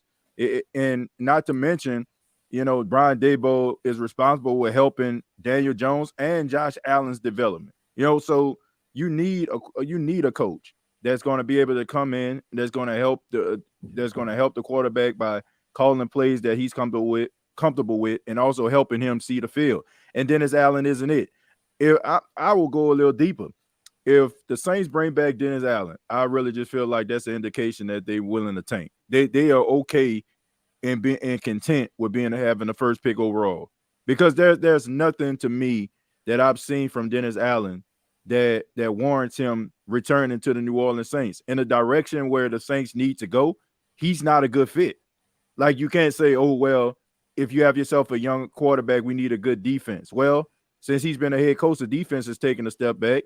Offense has taken a step back. Special teams has taken a step back. So why would you want to bring him back on board would be my question, for the Saints organization. But speaking of questions, I got a few for you before we let you get up out of here. This is from Paulie Fields. He says, I got a question. He said, Jameis Winston fits better in Atlanta, Pittsburgh, Indianapolis, Houston, Tennessee next season. Which one of those teams, based on Paulie's list, would you say would be a good fit for Jameis Winston if the Saints don't decide to bring him back? Okay, well, just going in order there, I will say Atlanta, I think, probably rolls into next year with Ritter starting, Mariota probably backing him up. They use Mariota as a starter this year for Dennis to get a year under his belt. That makes perfect sense for me. They have a run first, but also a quarterback run system. I don't think it fits Jameis. I don't think it would fit a guy like Brady. Like, it's a different system. So, although I know Jameis loves playing in Atlanta because it's the closest stadium to his home in Bessemer, where he was born. I don't think Atlanta's a good fit. Yeah. Pittsburgh's interesting. Pittsburgh's interesting because I know they had interest in Jameis before. He didn't really reciprocate that. He wanted back in New Orleans. And Kenny Pickett has been terrible. Like, I guess now he's probably at 3 touchdowns, but like 2 or 3 touchdowns and 8 picks on the year. And his only win as a starter was against the Saints, right? Like, he's got 2 credited, but Trubisky actually came in and won the other game. But Pittsburgh's interesting. Indianapolis is a team, right? They sent the jet for Jameis. They wanted Jameis this past offseason.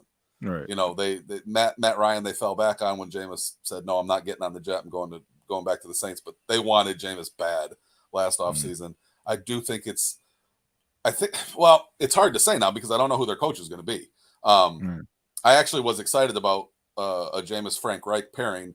I had talked with 2 former NFLers, Danny Woodhead and Matt Slauson. I did an interview with them, and they, we talked offline, and they were raving about how Jameis would fit with Frank Reich, and that Frank would love Jameis, and he'd be able to do this and this and this and this. He's the perfect quarterback for Reich. And I know Indianapolis wanted Jameis bad, but now Reich's gone, right? He was fired. It still can be a possibility because I'm an advocate for Frank Reich. I like Frank Reich a lot. Honestly. Okay, in the Saints, we're the Saints. So Indianapolis is interesting. Houston, I mean, I would be shocked if they don't draft a quarterback. Like, I think they're going to get the number 1 pick in the draft. So I'd be shocked if they don't take Bryce Young or CJ Stroud. And probably, they're probably going to fire Lovey and let an offensive mind groom one of those quarterbacks, which is sad. I like Lovey Smith, right? I mean, like that was Jameis's guy from Tampa. Tennessee is another interesting one. I think Tannehill probably will get another year. I haven't looked at his contract details in a while, but off the top of my head, I think he still has a decent cap hit next year, and they can move off of him in 2024. Right. Plus, you've got Malik Willis behind him. But I will say, Robinson, who's in Tennessee, he was responsible for helping draft Jameis in Tampa. So there is a connection there, and he does believe in Jameis. So it makes some sense. But I think with Tannehill and Malik Willis, they don't really need to look for a quarterback. So I still think that the Saints makes the most sense.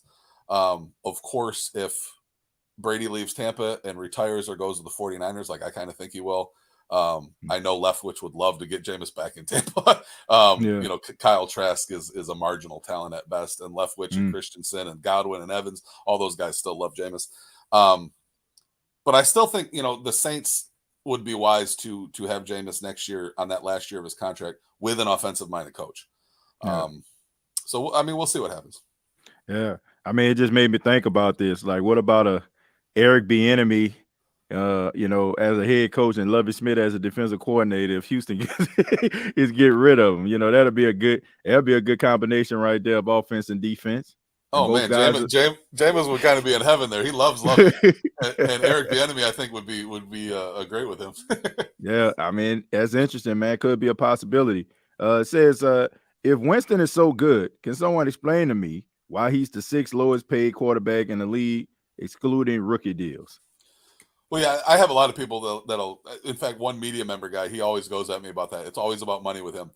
And I said, dude, do you apply that to all sports? Yes. It's all about the contract. If they don't have the contract, they're not that good.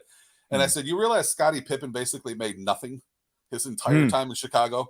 You know, there was he was possibly the second best player in the NBA, playing with the first best player in the NBA, and he made nothing. His contracts were garbage his entire career in Chicago, and he was furious about it when he left. Like, he finally got paid after he left Chicago, and he wasn't very good anymore.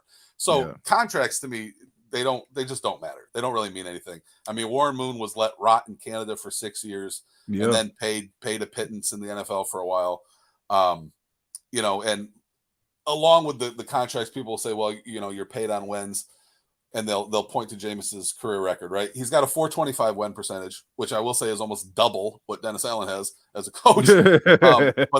But that Jameis's 425 win percentage through 80 starts, right? That's better. That's better than Hall of Famer Warren Moon through 80 starts. It's way better than Hall of Famer Fran Tarkenton through 80 starts. Right. And neither one of those guys were drafted to as the number one pick to the worst team in football. Like Jameis was, and he still has a better win percentage than both of those guys. So, but this is things fans don't know. They don't know the data. They only know narratives. And so they don't have kind of, like a database of quarterback history in their mind like I do. So I kind of laugh at them, but I get it. They don't know. Yeah. I do feel like, we're all at times prisoners of narratives, and that's why, we have to be very careful at understanding that sometimes, like, our point of view can be kind of misconstrued and basically influenced, even though we may not even realize it. Like, certain things like goes into our subconscious, and it basically becomes our reality. And if we're not careful about not doing research, we might find ourselves being a victim of that. And that's one of the reasons why, even on this show, it's pretty opinionated here. I answer the questions from the Who That Nation, and I give my thoughts on it. But I always leave people with this: like, if you don't believe me, like, go do your own research. Like, don't just take my word for it, as gospel. Like, it's very important that we do that. And also, it's very important that we give people opportunity to change the narrative. Because, I mean, think about this. How many people wrote off Geno Smith? And then look how Geno Smith is playing right now. I mean, Geno Smith went to the Jets, went to the Chargers, went to Seattle. Everybody just kind of just thought that he was just going to be a journeyman. Now look at him. One of the highest completion percentages in the league, has Seattle top of the NFC West right now, and playing some really good football. So what would have happened if everybody would have just, looked at Geno Smith? Oh, he wasn't a first round pick, and everybody remember that ugly yellow sweater he wore on the second day when he was getting drafted. So what would have happened if everybody would have just kept on bringing up that? They probably wouldn't even realize that they had something special in a guy that's most likely going to become the comeback player of the year. But Jameis, one-on-one, I just want to say thank you. Thank you for being a part of the State of the Saints podcast. Thank you for clearing some things up about Jameis Winston. We appreciate everything that you do. We know that you always coming through. The chat is loving what you're saying right now. They appreciate the facts that you're telling. And you can always pick up his book entitled Jameis Winston Derangement Syndrome: How Media Bias Causes Us to Overlook the Start of a Hall of Fame NFL Career. Thank you so much. And let everybody know how they can get in touch with you. Okay, and real quick, I never really have read through the comments before, but I'm looking, and I see JB. I don't know who that is, but JB piping up and saying Scottie Pippen signed that contract as an extension of his rookie deal, something Jameis didn't get. Where's Jameis All-NBAs like Scottie Pippen? So I just want, like, all of your chatters to know none of y'all have anything for me. So if you guys want to comment, you can come on Twitter and debate with me. And that's what I do. So just JB. Jameis got the 5th-year extension, brother. He got it. He got a mega. That was the highest extension he could get. He got that 5th-year extension from Tampa. So just like Pippen signed off the extension on his rookie deal, Daniel Jones didn't. You know, he doesn't have the 5th year extension. A bunch of dudes didn't get it. Jameis got it. Jameis also had a mega contract waiting for him if Brady chose the Chargers. Tom Brady, the guy everybody considers the GOAT, chose Tampa. It is what it is. But let's not pretend that Jameis didn't get money off the rookie deal. He did. He got his 5th year extension, and then he had a big contract waiting for him. On top of that, let me know when Scottie Pippen won a scoring title like Jameis won a passing title. So, yeah, Scotty's an all-time great. I'm not saying Jameis is better at football than Scotty at basketball. No, but come on. If you're gonna clown me, let me know when Scotty won a scoring title like Jameis won a passing title. Okay. Yeah. so yeah, everybody can follow me at Jameis 1 of 1. You know, the numbers 1 and then OF1. And I love to debate. I love to DM. A lot of people DM with me on there. You know, and if you read through my stuff, you'll see me debating with media, with everybody. And also just I like to talk about life and religion and all sorts of stuff. So I hope God's will is done in everybody's life. And I had a lot of fun on here, TJ. And you got a great show, man. Yeah, it's amazing though. You know, like how you know individuals that are close to the situation. You talk to some of the the individuals that know him personally, and yet a person that never met him, never don't know anything about it contractually, they can still double down on the ignorance and say Jameis didn't get an extension with his first team. You know, saying stuff like that. Like I don't understand it. Like he basically just told you the reason why he didn't get an extension is because he got replaced by Tom Brady. Like, I mean, and he did get the 5th year extension. Daniel Jones didn't get that. Jameis did get the extension. Yeah, I mean, come on, man. Like, look, I feel like when you give an opinion or you give your thoughts, and then somebody can come through with some factual stuff. I mean, it completely negates your thoughts. Like, basically, what you're doing right now is it's kind of like a boxer, right? When a boxer, he's in a corner, you know what I'm saying? A guy's wailing on him, giving you about 3 or 4 hit combinations, and you just kick him in the nuts. You know, that's basically what you're trying to do right now. But I mean, he basically just told you, what happened. And I mean, this is Tom Brady that we're talking about here. And if Tom Brady, like you said, would have went to the Chargers, he would have got that extension. So let's just leave it at that. But thank you all so much for being here, and also Jameis 101. Appreciate the time, man, and look forward to talking with you down the line. We definitely want to get you back on the show, probably towards the end of the season, and good luck with everything that you got going, man. Yes, you too, brother. You too. I love your show. Have a great day. Yeah. All right, you too. Take care. Yeah, man. Shouts out to Jameis 101, man, doing a really good job there. Making it, giving it clarity. TJ, keep it clean. But I would just, man, I mean, but if somebody give you some facts, I mean, come on, man. Like, sometimes we just gotta keep it moving. We just gotta keep it moving, man. Like, if somebody prove your thoughts and your views, to not be factual, I mean, what more can you do? Basically, we're just trying to find ways of trying to move the goalposts. Let's not do that, man. I mean, let's see. Eric Bieniemy and Jameis Winston. He did poor internet troll. JB is having a meltdown, guys. Great interview. I'm glad y'all enjoyed it. I'm glad y'all enjoyed the interview. Man spoke nothing but facts. Jason Campbell and Josh Freeman were good, but they kept changing offensive coordinators, and the teams didn't want to pay them guys. Yeah, it's tough. Like when you keep on changing coordinators. That's why I feel bad for like quarterbacks like Alex Smith. Alex Smith, the first 8 years of his career, he had 7 offensive coordinators. Like, how are you supposed to succeed in that? Right? If you keep on changing offensive coordinators, keep on changing playbooks every single year, it's kind of hard for a guy to kind of get into the groove of anything. Dennis Allen is in over his head big time. I like that background, TJ. Well, I appreciate that. And this background is actually, that's actually my backyard behind me. That's not a green screen. This is I'm actually literally sitting outside. I'm in my backyard, man. I enjoyed doing it last time. We did a podcast a couple episodes ago. I was outside and I just enjoyed it, man. I like to it's not too hot, not too cold out here, so thought I'd do it again. Y'all let me know how many playoff games Jameis Winston won when his career done, okay? Um, well, any quarterback that you get, any quarterback that you get, more than likely probably ain't make the playoffs, especially if they're a young guy. And like I said, man, it's just all about look, I can understand how people may feel about the situation. Like I'm not naive, but I mean, we do have to understand that they had some bad teams, some bad coaches in Tampa, before they actually found, Tom Brady. And Tom Brady is the GOAT. You know what I'm saying? He's the greatest quarterback of all time in a lot of people's eyes. So comparing him to Brady is like completely unfair. Somebody needs to post this interview in some of these Facebook groups.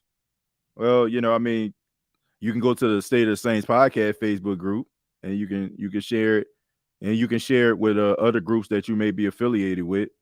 Definitely good to get more context on the Jameis conundrum that is happening this season. DA did him no favors, saying he was healthy. Would have respected him more if he just said Dalton was his guy. Well, I don't think he was going to go out there and say that, because they probably would have definitely made him look bad at the time, which it makes him look even worse because it feels like he doesn't have a hand on the team and he doesn't know what the heck he's talking about. We will let you know how many games when you let us know when you gain brain cells. What Tampa team was he supposed to take to the playoffs? I mean, the way that Tampa was structured at the time, I mean, it just wasn't a recipe for success. I mean, it's different. Like, look, when you have a guy as successful as Tom Brady that can come in with his 6 Super Bowls, I mean, you basically gonna move heaven and earth in order to make him happy and accommodate him. So you're gonna bring in a running game. You're gonna try to bring in offensive linemen. You're gonna try to do everything that you possibly can to try to win win these games and get to the promised land. I don't think that they had that same type of energy when Jameis Winston was their quarterback, because I don't think Jameis Winston had the type of cachet of a Tom Brady. And of course, if you're trying to woo a guy into coming to your organization, you're going to do everything he's asking you to do to accommodate him. So I just feel like that's just totally unfair. It's like Michael Jordan, you know what I'm saying, comparing like Michael Jordan to, I don't know, I mean, Will Purdue or something. Like it ain't, like how much cachet Will Purdue got. You know what I'm saying? Like Will Purdue just happy to be on a plane. I mean, Michael Jordan, he get the best pillow. He get the good seat, you know what I'm saying, that recline all the way back, right? Because he's the star. And that's what Tom Brady was. Nick Underhill just tweeted, let me see, just tweeted Saints are starting Dalton per DA. Well, it is what it is. Like I know some people may be upset about that, but I'm not. I mean, this season is pretty much a wash anyway. I mean, the Saints aren't making the playoffs. They probably not going to be winning too many games going forward. So you might as well roll with Andy Dalton. No need for Jameis to go out there who's already not 100%. Might as well let him go ahead and heal up. Heck, I don't think like guys like Lattimore and all them other guys that could come back any week need to come back. Like seriously, like man, heal yourself up, man. Get yourself ready for next year, because obviously you get these guys out here and then they re-aggravate an injury for what? You know what I'm saying? Instead of losing 5 games, you win 6. I don't understand it. Like might as well just let those guys just go ahead and heal up, because to me, ain't much winning gonna be going on. I mean, DA gets behind the podium talking about we need to clean this up, clean that up, this, that, and the third. And look, we 11 weeks into the season. You are who you are. You're not good enough to get this team over the hump. You're not good enough to coach this team out of the darkness into the marvelous light of prosperity. You're not good enough. So it is what it is. So roll with Andy Dalton. I have no problem with that. If you heard the show right after the game, that's my stance. Go ahead and let him play. Go ahead and let him start. Let him start so he can go out there and, and do whatever. And, both of y'all can get up out of town. Y'all can hold hands out of New Orleans, all I care. Hey, TJ, did you sign the petition to get DA out of New Orleans? I did this morning. Yeah, I signed the petition. Yeah, I signed it. But how many names? I mean, how many signatures they got on that petition so far? I never said they were exactly the same. We talk about that. Jameis has been healthy the whole time. He was playing like trash. The injury was a way out. I don't know about that, but if that's the narrative that you want to live with, I have no problem with that. It is what it is. You can believe what you want to believe. It was more than a handful, and exactly what Jameis need.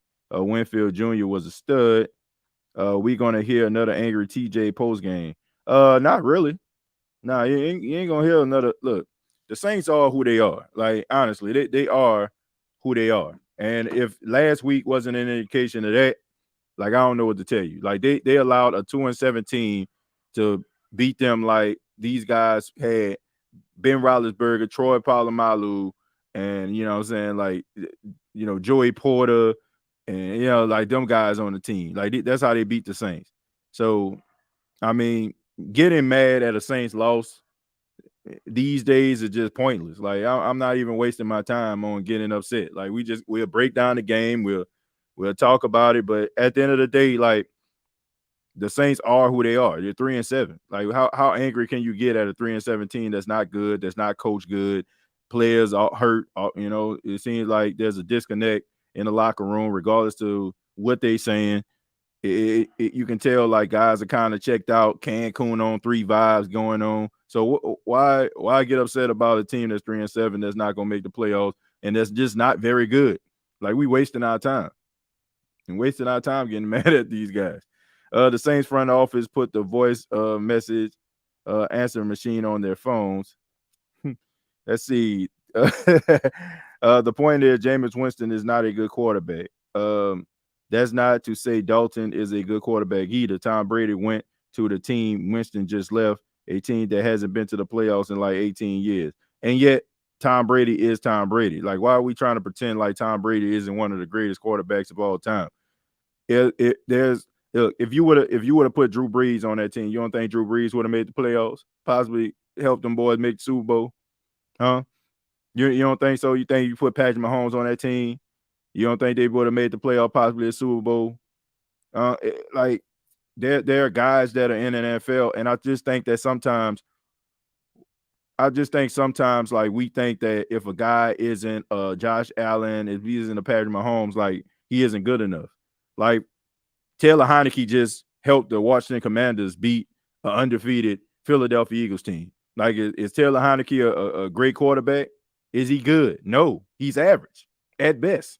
But yet he's winning. I mean, Kirk Cousins. Like, is Kirk Cousins a great quarterback? No. Is he a good quarterback? No. Is he average? Absolutely. I mean, look at his win-loss record. I mean, average. Right? So why do we feel like, if a guy isn't throwing for 300-400 yards a game, like he ain't good enough to be a starting quarterback in the league? There are pecking orders. There are levels to this. And to say that Jameis Winston isn't that good, you know what I'm saying? What are we actually saying? Like, who are we comparing him to? Are we comparing him to Mahomes? Are we comparing him to Josh Allen? Are we comparing him to Brady? Like, if that's the case, then yeah. But to say that Jameis Winston can't play in the National Football League, he isn't good enough to be a starting quarterback, he can't help a team win, I just feel like that's not accurate. Because I see average quarterbacks winning football games left and right. There's only a few top tier quarterbacks in the National Football League right now. Right? You know what I'm saying? There's only a few top tier quarterbacks in the National Football League right now that you're actually going to win with consistently. Like, no matter what offense you put out there, no matter what defense you have out there, these guys are good enough to throw the ball all over the place to help you win. So I'm not going to say that he's terrible just because, he ain't living up to a Patrick Mahomes or, a Josh Allen expectations that we may have. 5,000 names I've seen as of this morning. Let me see. And one, they continue to lose under Winston, then suddenly win under Brady because it's Tom freaking Brady, bro. And not to mention, you're not even looking at the fact of what this team did in order to accommodate Tom Brady. It is not the same situation. It was not the same situation. I mean, they added to their offensive line. They got Tristan Wirfs. You know what I'm saying? They got Smith as a left tackle. They went and got Gronk. They went and got Antonio Brown. They went and go get Leonard Fournette. They even had Richard Sherman out there for a little while. I mean, they did everything they possibly can to try to stack the deck to help this team be more successful and make things easier for Tom Brady. They wasn't doing that, and I'm pretty sure like they probably would have won way more games if they had that same level of energy. There was no emphasis on the running game. It was all pass, throwing the ball 45, 50 times a game. And, you had a good defense, but if a team, all they got to do is just kind of sit back and watch you throw the ball all over the place, knowing you ain't about to run the ball, they can play you a certain type of way. So I don't know, man. Like that's crazy. Like you can't compare Jameis Winston and old Tom Brady.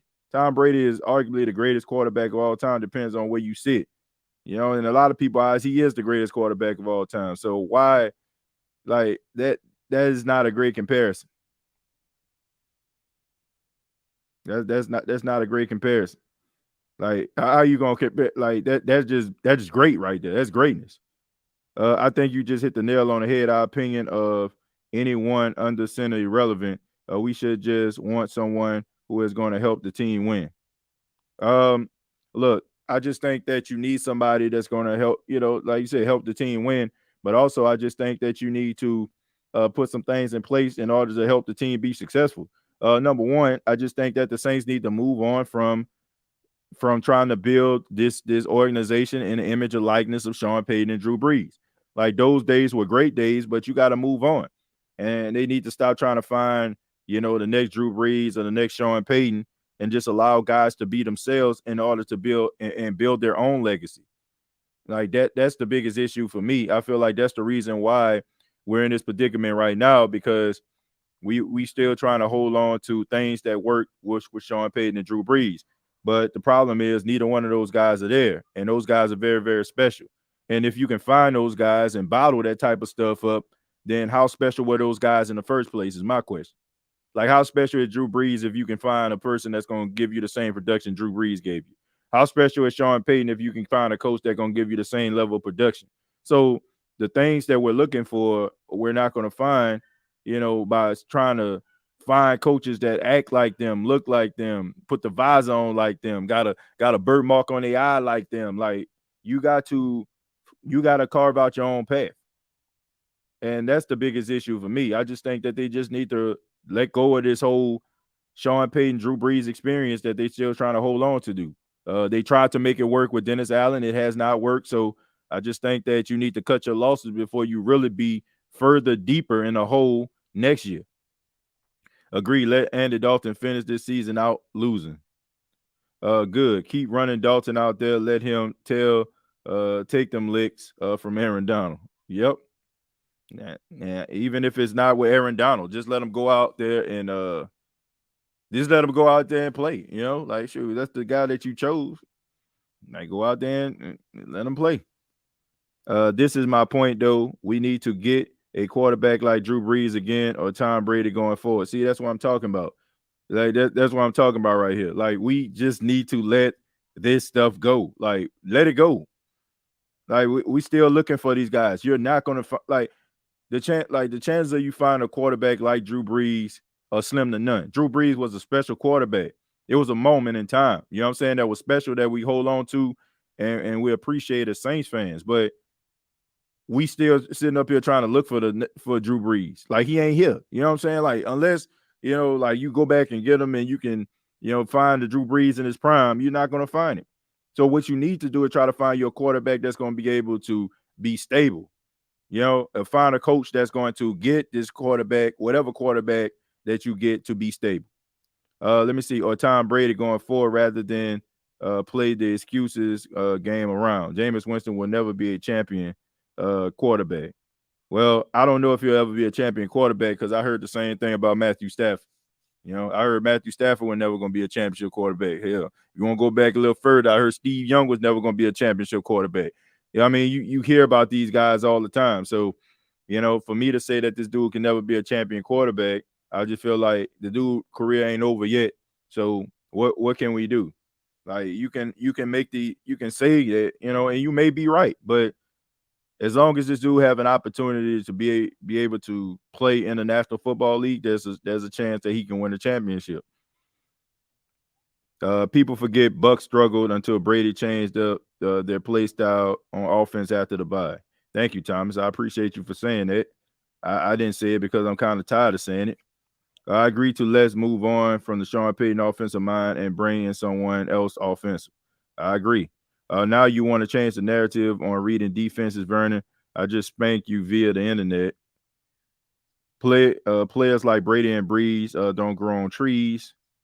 Exactly. Well, everybody, I think a lot of people that's talking like that are just a prisoners of 15 years of prosperity. Like they seen this and they number one probably never seen life outside of this, so they don't want to feel like this anymore. So they trying to find, man, we need to find this. We need to find this Drew Brees. Not look, Drew Brees is gone, and he retired. So, and find yourself another quarterback that's gonna work in today's NFL. And honestly, I'm gonna be real with you. The way that Drew Brees played the game, the way Tom Brady playing the game, that's becoming a little bit of passe. I'm not saying you got to be Lamar Jackson, but you can't be a statue back there in the pocket. Like, you got to be able to move around the pocket. So hopefully the Saints will find somebody that's going to give you some, be able to make some plays as well as be able to make some plays with their legs as well. Team Jameis has in 2019 looks is almost exactly the Tampa. Let me see, the team Tampa has now, and look how bad they look. Malik quarterback, that's I say that know how to read defenses, win playoff games. Let's see. Did San Diego think Breeze wasn't going to be a championship quarterback when they drafted Phillip Rivers? Good point. Brady won a Super Bowl the year after Winston left. How about putting that into context, though? Like, how many players did they add to that team in order to try to build themselves up to make that run? Vernon, the subjective garbage and is not a fact. Ask Marcus Mariota.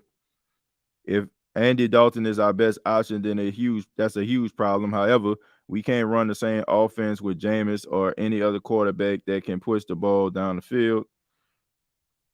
Y'all gonna beat my Rams Sunday. We're terrible, man. I don't even know if they're gonna do that.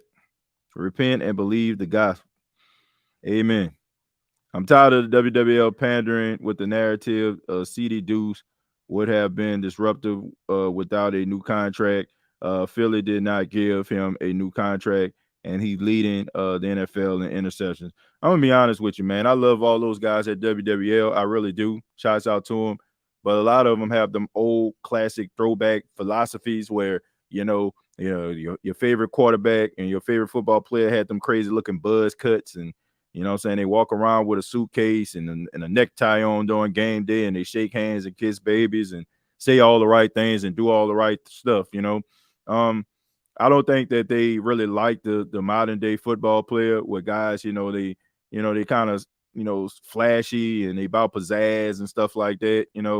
I just think that, they love them classic guys, them classic type of football players, them guys where, the black and white tape, like they be showing these guys running drills and stuff like that. And the guy run up to the camera with the ball in his hand and stares at it for about 5 to 6 seconds. You don't know, like them classic football films. But, regardless, man, it's a new NFL. Like, guys have a edge. They have attitude. They got swag.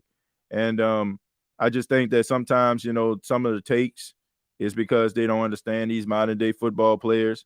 They don't understand that these guys, kind of different. Like, these guys aren't caring about being politically correct. They mostly care about, being truthful, being real, and marching to the beat of their own drum. I don't care. I don't care how eccentric a guy is. I don't care, how, outspoken a guy is, as long as his production and he's not like, disrupting the team. Like, nobody ever said, I haven't heard anybody say anything about CJ Gardner-Johnson disrupting the team. Like, you would have heard something. You would have heard like a GM say something, or somebody would have got some information close to the situation. They would have said something, but you you never hear anybody say anything about CD Deuce. Like you didn't hear anybody say that, right?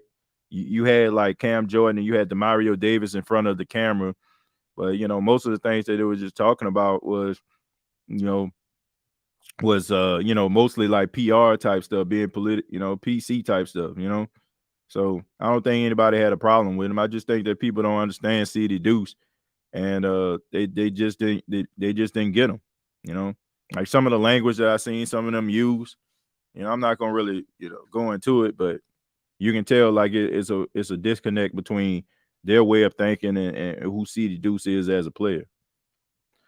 Should have just kept CD Deuce, basically banking on a fifth round pick to turn into a good backup player instead of paying a proven player. The defense played different with CD on the field. I can tell you one thing though, and we got to give the Saints some credit for this. They know how to draft a safety. Like we got to give them credit for that. Like even like Kenny Vaccaro when he went to Tennessee, like he was playing pretty well. You got Von Bell out there in Cincinnati. He's playing pretty well. Marcus Williams, before he got injured, he was playing well. CJ Gardner-Johnson, he was playing well. You would think that you've been batting 1,000 with these safeties. You would think that, hey, man, maybe we need to sign a couple of these guys. Right? They ain't even signed Malcolm Jenkins. And he went on to Philadelphia and went 6 years without missing a game and became the undisputed leader of the team. Right? If we can draft quarterbacks and running backs and defensive ends like we do safeties, I think the Saints will be winning a Super Bowl every single year. Because they know they definitely can draft some safeties. Andy Dalton named the starter Sunday versus the Rams. Good for him. How many draft picks do we have? I'm not sure right offhand, but I know we have a few. Just keep doing what we doing. Seems like that's what we doing. CD left and took our swag with him. He's a quarterback, by the way. Smoke Monday going to be good. I hope. Let's see. Guess who subscribed to your channel? I guess that would be Jerry. But shouts out to Barbara. Let's see. DA just announced Andy will be the quarterback. I look. I don't understand why anybody's getting mad at this point. Like, look. Why are we getting mad? Look, why are we getting mad at these dudes? I mean, the team is 3-7, bro. They're not good. Like, why are we getting our blood pressure all worked up? Why honestly, we should just be at the point where we just kind of, you ever watched a movie, you know what I'm saying? Like, well, you actually like going through the Netflix and then you just run past a movie and you're like, okay, man, this look like this would be pretty good. And you just kind of get it on, you know what I'm saying? It's not nothing too major. Maybe you feel like you want to clean up and you just want to have some background stuff on. That's kind of like how the Saints are right now. Like, there's no emotional investment in it at all. There's no emotional investment at all. Like, because you kind of know what this team is. So by them bringing in Andy Dalton, like, why are we getting ourselves all worked up? Like, at this point, who cares? They're not making the playoffs. They're not very good. And, more than likely, we're probably just going to have, another game where we just completely disappointed and the team leaves a lot to be desired. So, I mean, I ain't trying to set myself up for the failure. Like, I want this team to win, but I'm not insane. You know what I'm saying? I'm not crazy. You know what I'm saying? I'm not going to pretend like this team isn't, is good or they got the capabilities of being good. They can't. Not, at least not with Dennis Allen as their coach. Whatever is best for the team, I just want to see the Saints win a game. I don't care who the quarterback is. Yeah, I mean, we all at that point, but I mean, who cares? Who cares? Like, seriously, who cares? I think the Saints think they can let safeties walk because of their track record of drafting good safeties, but it was obvious they should have re-signed Marcus and CJ Gardner-Johnson. You sign Marcus and CJ Gardner-Johnson, your defense is much better than it is today. It's just that simple. If DA coaching to get fired, he understands the assignment. Good. Hopefully Gail gets a chance, cleaning crew, to clean out his office in time for Black Monday. I hope so. I'm serious, man. I said this when Jameis 101 was on the show earlier. If the Saints bring back Dennis Allen, I already know. what they trying to do. They trying to get the first pick overall. Like, There's nothing about Dennis Allen that I've seen this season that garners him coming back for another shot. Like there's nothing. So if they bring him back, it basically just telling me that the Saints want to get the first pick overall. TJ, who is your favorite Saint player of all time? Drew Brees, B Mac. Of all the disappointing, disturbing things this season, trading Gardner Johnson away is by far the biggest. Well, you live and you learn. Facts. I got tickets for Sunday game. Who want them? I'm not watching this crap. Well, I'm definitely gonna watch. You know what I'm saying? We got a show to do over here, but I just say we just gotta temper our expectations of this team, and we also have to be realistic about what this team is. That I don't think that makes you less of a fan. I mean, you can be a fan, but you don't want to be delusional. Like I ain't about to go into a Philadelphia Eagle fan face and talk about my team the best and all that kind of stuff. Not this year, at least. You know what I'm saying? I'm gonna show my love for the team, but I mean, you got to be realistic about where you are. There's levels to this, and right now, this team isn't good. Hawaii Chris, hey TJ, this dude Dennis Allen has been more disappointing this year than Josh McDaniels. He really hitching his wagon and season on Andy Dalton. Well, good for him, because that just tells me everything I need to know. Right? So him and Andy Dalton can equally get shipped out of town. Okay, we can put them in the same packaging box, and we can send them to Abu Dhabi or whatever. Y'all remember Garfield and Friends? They used to have this cat named Normal. And Garfield used to always pack up Normal and send him to Abu Dhabi. Yeah, that's what they need to send him. They need to send him to Abu Dhabi. They both can be on the first thing smoking. All I care. I hope we can get Eric Bieniemy as the head coach. I'm thinking of the creativeness he can do with Taysom and Alvin. Well, like I said, if the Saints do their due diligence and he work out as the right fit for the head coach, do it. And based on like what I'm seeing with the Houston Texans, it don't look like Lovie Smith gonna pan out. So if Lovie Smith on the market, try to hire Lovie Smith as your defensive coordinator. I don't know. He may be like one of those guys, that fit that mold. Really good defensive minded guy. At this stage, not a good fit for a head coach right now. So if you get like a guy like Bieniemy or a guy like Frank Reich and you get Lovie Smith as your defensive coordinator, that's a recipe for success, if you ask me. What are your thoughts on the cap for next year? Where's the cap? You talking about the salary cap or the cap that Dennis Allen gonna be here next year? That definitely should be capped. But as far as the cap for next year, look, I'm not concerned about that because those guys do a good job at maneuvering the numbers around and making things work. So I'm not concerned about that. Was Jameis Winston a victim of sabotage? You have to go back to the beginning of the episode, John. We had Jameis 101 on the show, and he kind of broke that down for us. But from what it sounds like, I don't think it was sabotage. It was more like incompetence. I'm gonna always watch my Saints no matter how bad they are. Yeah, you ain't lying about that. Look, I said it. I don't care if the Saints don't win another game. I don't care if the Saints, go 0-17. I'm still repping for the team. Look, this isn't a bandwagon hopper over here. Some people just kind of ride the wave. When teams start winning and being prosperous, they start buying in, and then when they lose, they just act, kind of fall back like Homer Simpson in the bushes. But not me. I love this team. I've been repping for the New Orleans Saints since I was a kid. That's all I know. So, and during the time when I was a kid, they was much worse than what they are now. So why not? Call Deion Sanders. Deion Sanders does not want to coach in the NFL. He does not want to coach the NFL. What happened to the money that was going to give Deshaun Watson?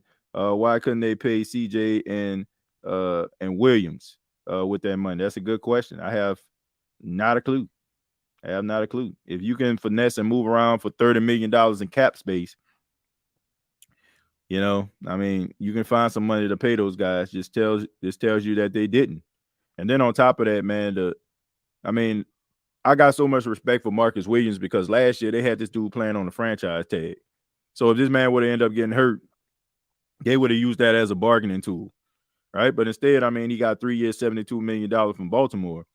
You know, he invested in himself. He bought in, you know, he bought into his own, to himself, and now, you know, Baltimore is receiving, you know, some really good solid play from him, you know, before he went down. Somebody said start Taysom Hill. Look, I mean, I wouldn't be, you know, you might as well. Like, look, we might as well go ahead and answer some of all these questions, right? You know, you got some people out there that, you know, that feel like Taysom Hill is the future of the franchise. Put him in a game. Put him in there. Right? Put him in there. You know, just like some people was like when Jameis was, you know, wasn't really doing too much, and then the Saints kind of sputtered to the fourth quarter. You know, people was like, man, put Andy in, put Andy in, put Andy in. We put Andy in. Now I don't really see too many people talking about it. You know, they didn't erased and deleted all their comments about how Andy Dalton is the answer. I mean, chase him in. You know, like put him in. Like let's just go ahead and answer some of all these questions. Let's see where we at. Let's see what we got. You know, if Taysom, you know, Taysom can start at quarterback, let him start at quarterback. Like, and let's get some of these questions answered. So, you know, people can know exactly where they stand when they talk about these guys. I wish we could get Bill Cowher. Yeah, Bill Cowher. He happy. He happy in that studio. He ain't coming back. He can't do no worse than Andy. Starting Andy Dalton at this point makes 0 sense. I say blow the roster up, like when Pete Carmichael. Hill couldn't master quarterback the last 3 years. Why you think he suddenly will now? I don't think it's a matter of him mastering the art of the quarterback, Barbara. It's just the fact, in my opinion, I just think that you just need to go in a different direction. Like, let's see what everybody have. Like, look, the Saints aren't making the playoffs. Like, I don't know. They delusional. Like, if they feel that way. Like, the Saints have to go on this a magical run. Like, does anybody in the chat right now believe, based on a Dennis Allen led New Orleans Saints team, have the capability of winning out? Not me. Not me. So I mean, you might as well go ahead and see what you got. Carroll went to Seattle, but with that, we need a coach. Over under 4 sacks for Aaron Donald. Census of 0. Herman Up was available. Good for him. Now you can go back to ESPN. We have 0 chances of going to the playoffs. Nope. No playoffs. Yep. We WPN out in 2004. Is there a chance Payton comes back next year to the Saints? No. 0 chance. Sean Payton does not want to coach the New Orleans Saints anymore. Y'all can believe, oh, I'm so tired of, you know, I need a mental health break. Y'all can believe that if y'all want to. That dude don't want to be with this team anymore. He don't. You know, right now, Sean Payton, you know, feels like this team, you know, will put a dent in his legacy. So he wants to go somewhere where they already established, they already got a good quarterback. And also I heard people like, man, Sean Payton don't want to go nowhere where he has to groom a young quarterback. If you look at Sean Payton's history, when did Sean Payton ever looked at a rookie quarterback or drafted a rookie quarterback? I mean, what it took like the last year of his career, you know, to go out there and get Ian Book in the 4th round, Garrett Grayson in the 3rd round. Like he does not like rookie quarterbacks. So he wants to go somewhere where quarterback is already established. So, and he did not want, look, the best thing, I hate to say it, the best thing that ever happened to Sean Payton, and, you know, when it comes to his reputation with New Orleans Saints fans, is Brian Flores. Because if he would have had that press conference and then a couple weeks later turned around and been coaching Miami, the New Orleans Saints fan base would have turned on him so quick. So I just think that whole Brian Flores situation, like, kind of helped him in the eyes of the Saints fans. Like, we've had an opportunity to have a full year where we can actually kind of mourn the loss of a head coach, Sean Payton, in a Saints organization. Like, if he would have said that and had that press conference and did all his thank yous and gave away his sugar cookies and all these things, and then turned around and coached Miami, like, everybody would have been mad at him. Like, that would have almost been like Joe Paterno type stuff. You remember when Joe Paterno was coaching? Well, not Joe Paterno. What was it? Rick Paterno, whatever. You know what I'm saying? Y'all know what I'm talking about. The guy from the Atlanta Falcons. You know what I'm saying? He coached the Falcons, and then he left in the middle of the season. After he said he wasn't gonna leave, and then he ended up coaching Arkansas. I know it wasn't Joe Paterno. Joe Paterno was the coach of Penn State, but what was it? Rick Paterno. But he ended up like going to Arkansas, and left a letter in everybody's locker talking about he's sorry. Like that's what it would have been. A lot of people would have been mad at him. Payton going to the Chargers. I strongly believe that. I strongly believe that. At least Hill is a dual threat, which gives you an advantage because the defense has to defend it. Good point. But, I mean, how much of a threat you going to be with that trash offensive line? John, well, the only thing that gives any kind of hope of Payton coming back is that him and Mickey Loomis are best friends. Maybe he has some kind of pull. And he ain't coming back. Bobby Patino, thank you. I was like, Rick Patino, Bob Patino. Yeah, Bob, yeah. Thank you. Bob Petrino, thank you very much. I knew it when Joe Paterno, when God rest his soul, he was the head coach of the Penn State all them years. Yeah, Bobby Petrino. But yeah, he ended up leaving Atlanta, going to Arkansas. Yeah, so let's see. Fun facts. There's a difference when you compare.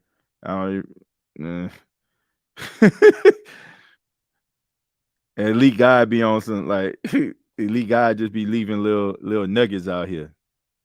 Jameis is my quarterback. End of story. How many picks? And thank you very much, landlord, for the $2.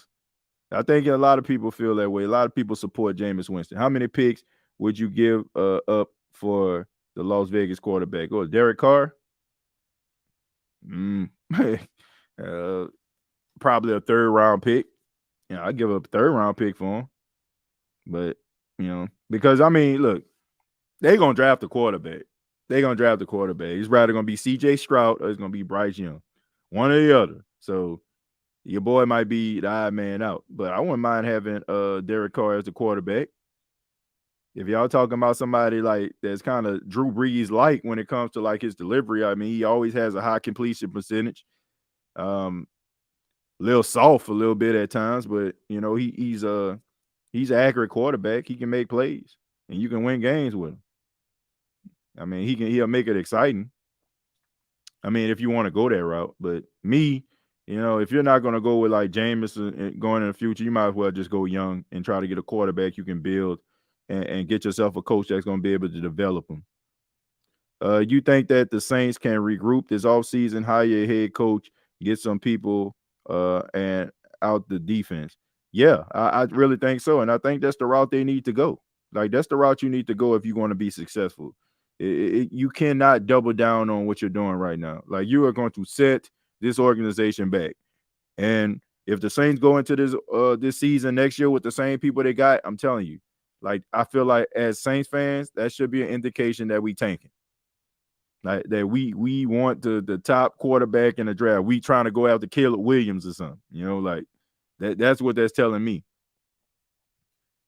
A third is about right for Carr, but he is a 2 to 3 year solution, maybe. Yeah, but look, if you get yourself a young quarterback, by that time he's gonna be off the books. So it's if you can have a guy you can develop in the system, and at the same time, like by the time if he's not giving you what you need, you can always ship him off. Or if the other guy develops, like you can always maybe try to see if you can trade him and maybe get some capital for him. So, I mean, there's always ways around it. But look, I just think, based on what the Saints do this offseason, starting with if they bring back Dennis Allen, it tells us a lot. It's going to tell us a lot about where the future of this New Orleans Saints team is going and what they feel this team is going to be. DA deserves his quarterback in Dalton. They're not firing Dennis James Allen. Tank mode activated. Well, like I said, if they bring him back next year, that's what my indication is. Because he's not going to last through the season. He's not. People already side on him. Like I don't see how he can last through this season if things continue to be the way that they are, and all indications are saying that they will be. I don't understand like how he can do it. Like you got people ready to like jump over the barricades and hit the field, and they ready. Like people are gargling with salt water and using lemon juice right now to get their throat ready to boo on Sunday. Like for real. Like you ever seen one of them good singers? Like shouts out to my mom. My mom is a really good singer. You know, when my mama knows she gonna sing a solo on Sunday morning when we going to church, you know, she'll gargle, you know what I'm saying, with the salt water, you know what I'm saying, a little bit, get the little lemon juice in it, you know what I'm saying, open up the vocal cords in order in order for her to blow, you know what I'm saying, to be able to sing fine songs, you know. That's how people are. That's how people go getting ready. You know, like you ever seen like people be putting like eye paint on and stuff like that. You know what I'm saying? Like, and they getting all ready for the game. This is how people preparing. They gargling. They want to make sure that their throat is correct so they can go into that Superdome this Sunday. And the first line of trouble will happen with the Saints. The first 3 and out they see, boo. That's all y'all gonna see. That's what you're gonna see. A bunch of booing. Okay. I mean, you're going to think it's Halloween, all the booze up in here, man. DA said in October they were sticking with Dalton because of his performance. He said Winston was healthy. Now, November 16, Winston is 100%. He can serve as a backup and be a full participant at practice. Not great to fire a coach in season. Why not? Why not? Look. I love Nick Underhill, but I totally disagree with him. Like I totally disagree. I do not agree with what he said about by firing a coach mid-season, how it gonna make you look to other coaches. There are 32 spots in the National Football League. There are 32 head coaching positions in the National Football League. If anybody believes that a coach that is good enough, that's gonna look and see, oh man, Dennis Allen got fired. You know, like man, I ain't going there. Tough crowd. Like you sadly mistaken. Every coach, if you got a level of swag, if you got a level of confidence, and you see a team like this that got some talent like the Saints have on their team, you're gonna believe that you are the guy. And then, not to mention, it's not like Dennis Allen is a first-year coach ever coaching in the National Football League. Like we seen this dude coach in Oakland, and he didn't have a good shot at it. He didn't. It didn't look good. So I think it's not going to sway a coach away from the Saints organization. And here's another thing. Like it's hard for me to believe that a coach will be turned off from the Saints organization. I don't think there's ever been a tougher situation than 2005 when Hurricane Katrina hit. Right? You talking about a tough sell to a coach, right? I mean, a city under the sea, not knowing if the team is going to stay in New Orleans, not knowing if people is going to come back to New Orleans, and yet they found the greatest coach that this organization ever had. So it's hard for me to just sit up here and just be like, you know what? I don't think that this team gonna be able to find a competent head coach.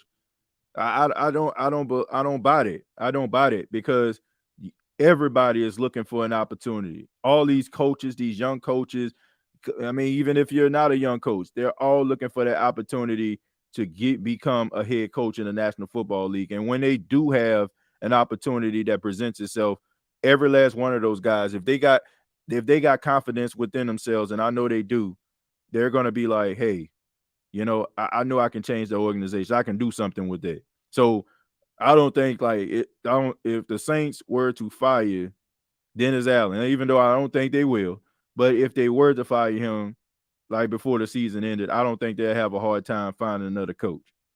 If anything, you know what I'm saying, I think he'll be more understood. I mean, you go from Sean Payton, arguably one of the best coaches in the modern era, and you go to a guy that can't even get, the best out of special teams. You know what I'm saying? like it's kind of easy to understand. It's like having a really good manager of a business, right? It's like having a really good manager, and everybody loves this manager. Everybody comes to the store. Everybody likes the presentation of the store. Everybody shop there. They don't want to shop anywhere else. And then all of a sudden, that manager retires, and then comes like another guy, and this guy may not be as talkative or not as personable as the other manager is. He may not take make the extra effort to do things, and people start to notice that and be like, nah, man, this ain't it, man. We don't need this. I'm going shop somewhere else. So I just think that if another coach looks, they just understand like there's an expectation here, the expectation that Sean Payton left behind. So I don't get like why anybody would, look at Dennis Allen like, oh man, they got rid of Dennis. Like, huh? What is Dennis Allen done? Like for you to just sit up here and not understand it. Now, Brian Flores, that's to me, I feel like that'll be a tough sell. That was a tough sell because this guy won 7 straight games in a row. 7. All right. They started off rough, but he won 7 straight games in a row. So for that, if the Saints was like in that type of position and they fired Dennis Allen, then I can be like, yeah, I can understand why a team would feel that way. But Dennis Allen has a history of being a losing coach, a lame duck coach, and he's replacing a guy who's the greatest coach in Saints history. So why would anybody like look at that as a deal breaker? I don't understand. TJ, do you think there will be a player exodus if DA is retained? I don't think it's going to be a player exodus, but it might be a free agent exodus because ain't nobody going to want to come here. Ain't nobody going to want to come here and play for no Dennis Allen. Like, seriously, like man, I don't see it. I don't see it.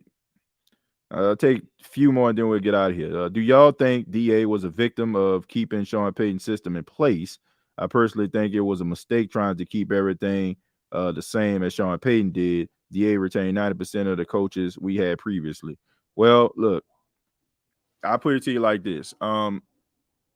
It was his choice. It was his choice. Like Mickey Loomis can make a suggestion, but bruh, if I'm hired as a head coach, like you are the guy, right? So if you feel like something needs to get changed or you feel like somebody needs to go, then you need to make that decision. If you want to bring somebody on, then you should bring them on. If he is allowing Mickey Loomis to dictate the coaching staff that he has, then he's definitely not the right guy for the job. Because it's your responsibility to get the right coaches in order to be able to teach these players what they need to know and also to make their abilities even more effective, make the team even more effective. So if you just in agreement with keeping everybody on just because everybody like roll with Sean and not looking at maybe we can get better at this position, then I definitely don't want you there. Because that means you just a go with the flow type guy. You know what I'm saying? That means that you are afraid to try to do what's best to help the team be successful. Right or wrong. Like, I can't accept that. It's his decision. It's his decision to make the coaching changes and bring the right guys in. And you may be cool with the guy. You may like the guy. The guy might be a part of your staff. But if you feel like somebody else is out there that can make the team better, you have to make that call. I can't accept it. I can't accept it. If Dennis Allen is sitting up there talking to Mickey Loomis and interviewing for the job, and Mickey says, well, we would like to keep everybody here. And if your response isn't, well, we'll see, I want to make sure we do what's best for the team as the head coach. If that's not the next thing that comes out of your mouth, then you ain't nothing but a puppet. Like, you might as well, like that's some Jerry Jones stuff right there. Like, we know Jerry Jones is the guy, and then he gets a coach that don't want to, that don't want too much of the attention. They ain't trying to, cut off his light. Like, you just on some Jerry Jones stuff. Now, you just a puppet as a coach. And if you're a puppet as a coach, I definitely don't want you to be the head coach of the team, because that means you can be easily manipulated, and guys not going to respect you because they're going to know where the real power lies, and it's not with you. And finally, it says, we should have let Pete Carmichael leave like he wanted to. I agree with that. A lot of desperation when you think about it. Like, when you peel back everything and you just kind of like analyze every single thing, you just kind of realize like how desperate the New Orleans Saints team was being when it came to some of these decisions. Like, if Pete Carmichael didn't want to be the offensive coordinator and he just wanted to be a part of the staff, you should have let him. And you should have went out here and got somebody that would be willing to, take on a job and be excited about it, and not just like, give me a day or two and let me think about it. Right. If I gotta give you a day or two, guess what? Like, you ain't want to do it in the first place more times than not. If you gotta go somewhere and be convinced to take on something, a responsibility, then you're not the person for the job. Like, seriously, like, you should have been fired up as soon as somebody just told you that. Like, really, yeah, I'm for it. Let's do this. Let's win a championship. But it just like, I don't know, man. I don't want to be. I'm not trying to be around people that's not sure of themselves in leadership roles like that. Like, I like to look at myself as a leader, and I always have been. Like, I just feel like you got to be able to not be afraid to take risks. You can't be afraid to, go out there and fall flat on your face at times. But at the same time, you gotta have people have to have a level of respect for you, that be willing to run through a wall for you. I know a lot of leaders that that I had when I was young, trying to establish myself in management. I had a lot of guys I would run through a wall for, because they always treated me with respect, and they always like tried to teach me and wanted me to be better. So if you don't have a coach like that, you don't have a staff like that, then maybe you need to reevaluate that. And once again, if Mickey Loomis is convincing you to keep everybody on, and that's the stipulation, then we ain't got the right guy in the first place. So maybe we need to find somebody that's going to come out there, just going to bring in their own guys, and let's try to see if this thing can work. But whatever it is right now, like, it's just not working. Like, the Paytonisms and the Breezeisms that are still around this team, and you don't have the right guys to be able to do that. So the best thing for you to do is, there's this ritual, right? There's this ritual in the African culture, right? When a loved one passes away, they take the clothes that you wear to the funeral, like, you take it and there's a special ceremony and you burn those clothes, right? It's almost like you're basically letting it go. You went through the grieving process, and now you're going to take the step forward to continue to live your life. I mean, to me, the clothes are still in somebody's closet right now. They're still in the closet. And what I'm saying, somebody didn't have that ceremony. And I just think that it's time to have that ceremony. It's time to have that ritual. And we need to burn the clothes of a Sean Payton and a Drew Brees and let it go. And move forward with some new offensive innovation, with a new coach, a coach that's going to help this team, that's going to receive respect from the players, and also have the quarterback of the team, the offense of the team, living up to their potential. Because even as good as Chris Olave is right now, I still don't feel like he's living up to his true potential. As good as he's been, he's still not living up to his potential, because this dude could be a real unstoppable force at wide receiver.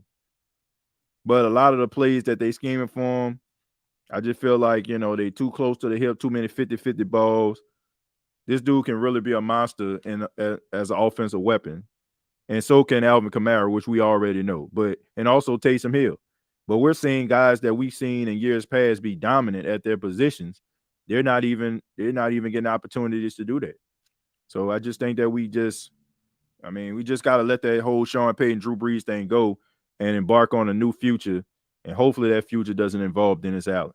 But thank you all so much for checking out the State of the Saints podcast. Really do appreciate it. Once again, I want to thank Jameis One of One for stopping by, giving us his take and his thoughts and his views on Jameis Winston. Make sure y'all follow Jameis One of One on Twitter. Very informative guy. If you're into analytics, if you're into debates and all that kind of stuff, he's definitely the guy to follow. Also, you can follow me on Twitter as well at TJAY Jones 8. Previous episodes of the State of the Saints podcast are available on iTunes, Spotify, iHeartRadio, Anchor FM, Facebook.com, search the State of the Saints podcast. And yes, we did go 2 hours and 15 minutes. I seen somebody in the comments. Well, I didn't see him in the comments. Somebody brought it to my attention, said the podcast too long. Well, guess what? There's always that button that you can press called the pause button, or you can always kind of skim through it. But we have a good time here. I enjoyed doing this podcast. We march to the beat of our own drum here. Sometimes we might go 45 minutes. Sometimes we might go an hour. Sometimes we might even go 2. But we love our Saints team, and I love doing this podcast. And thank you all for being here on the State of the Saints podcast with your comments. And till next time, all I got to say is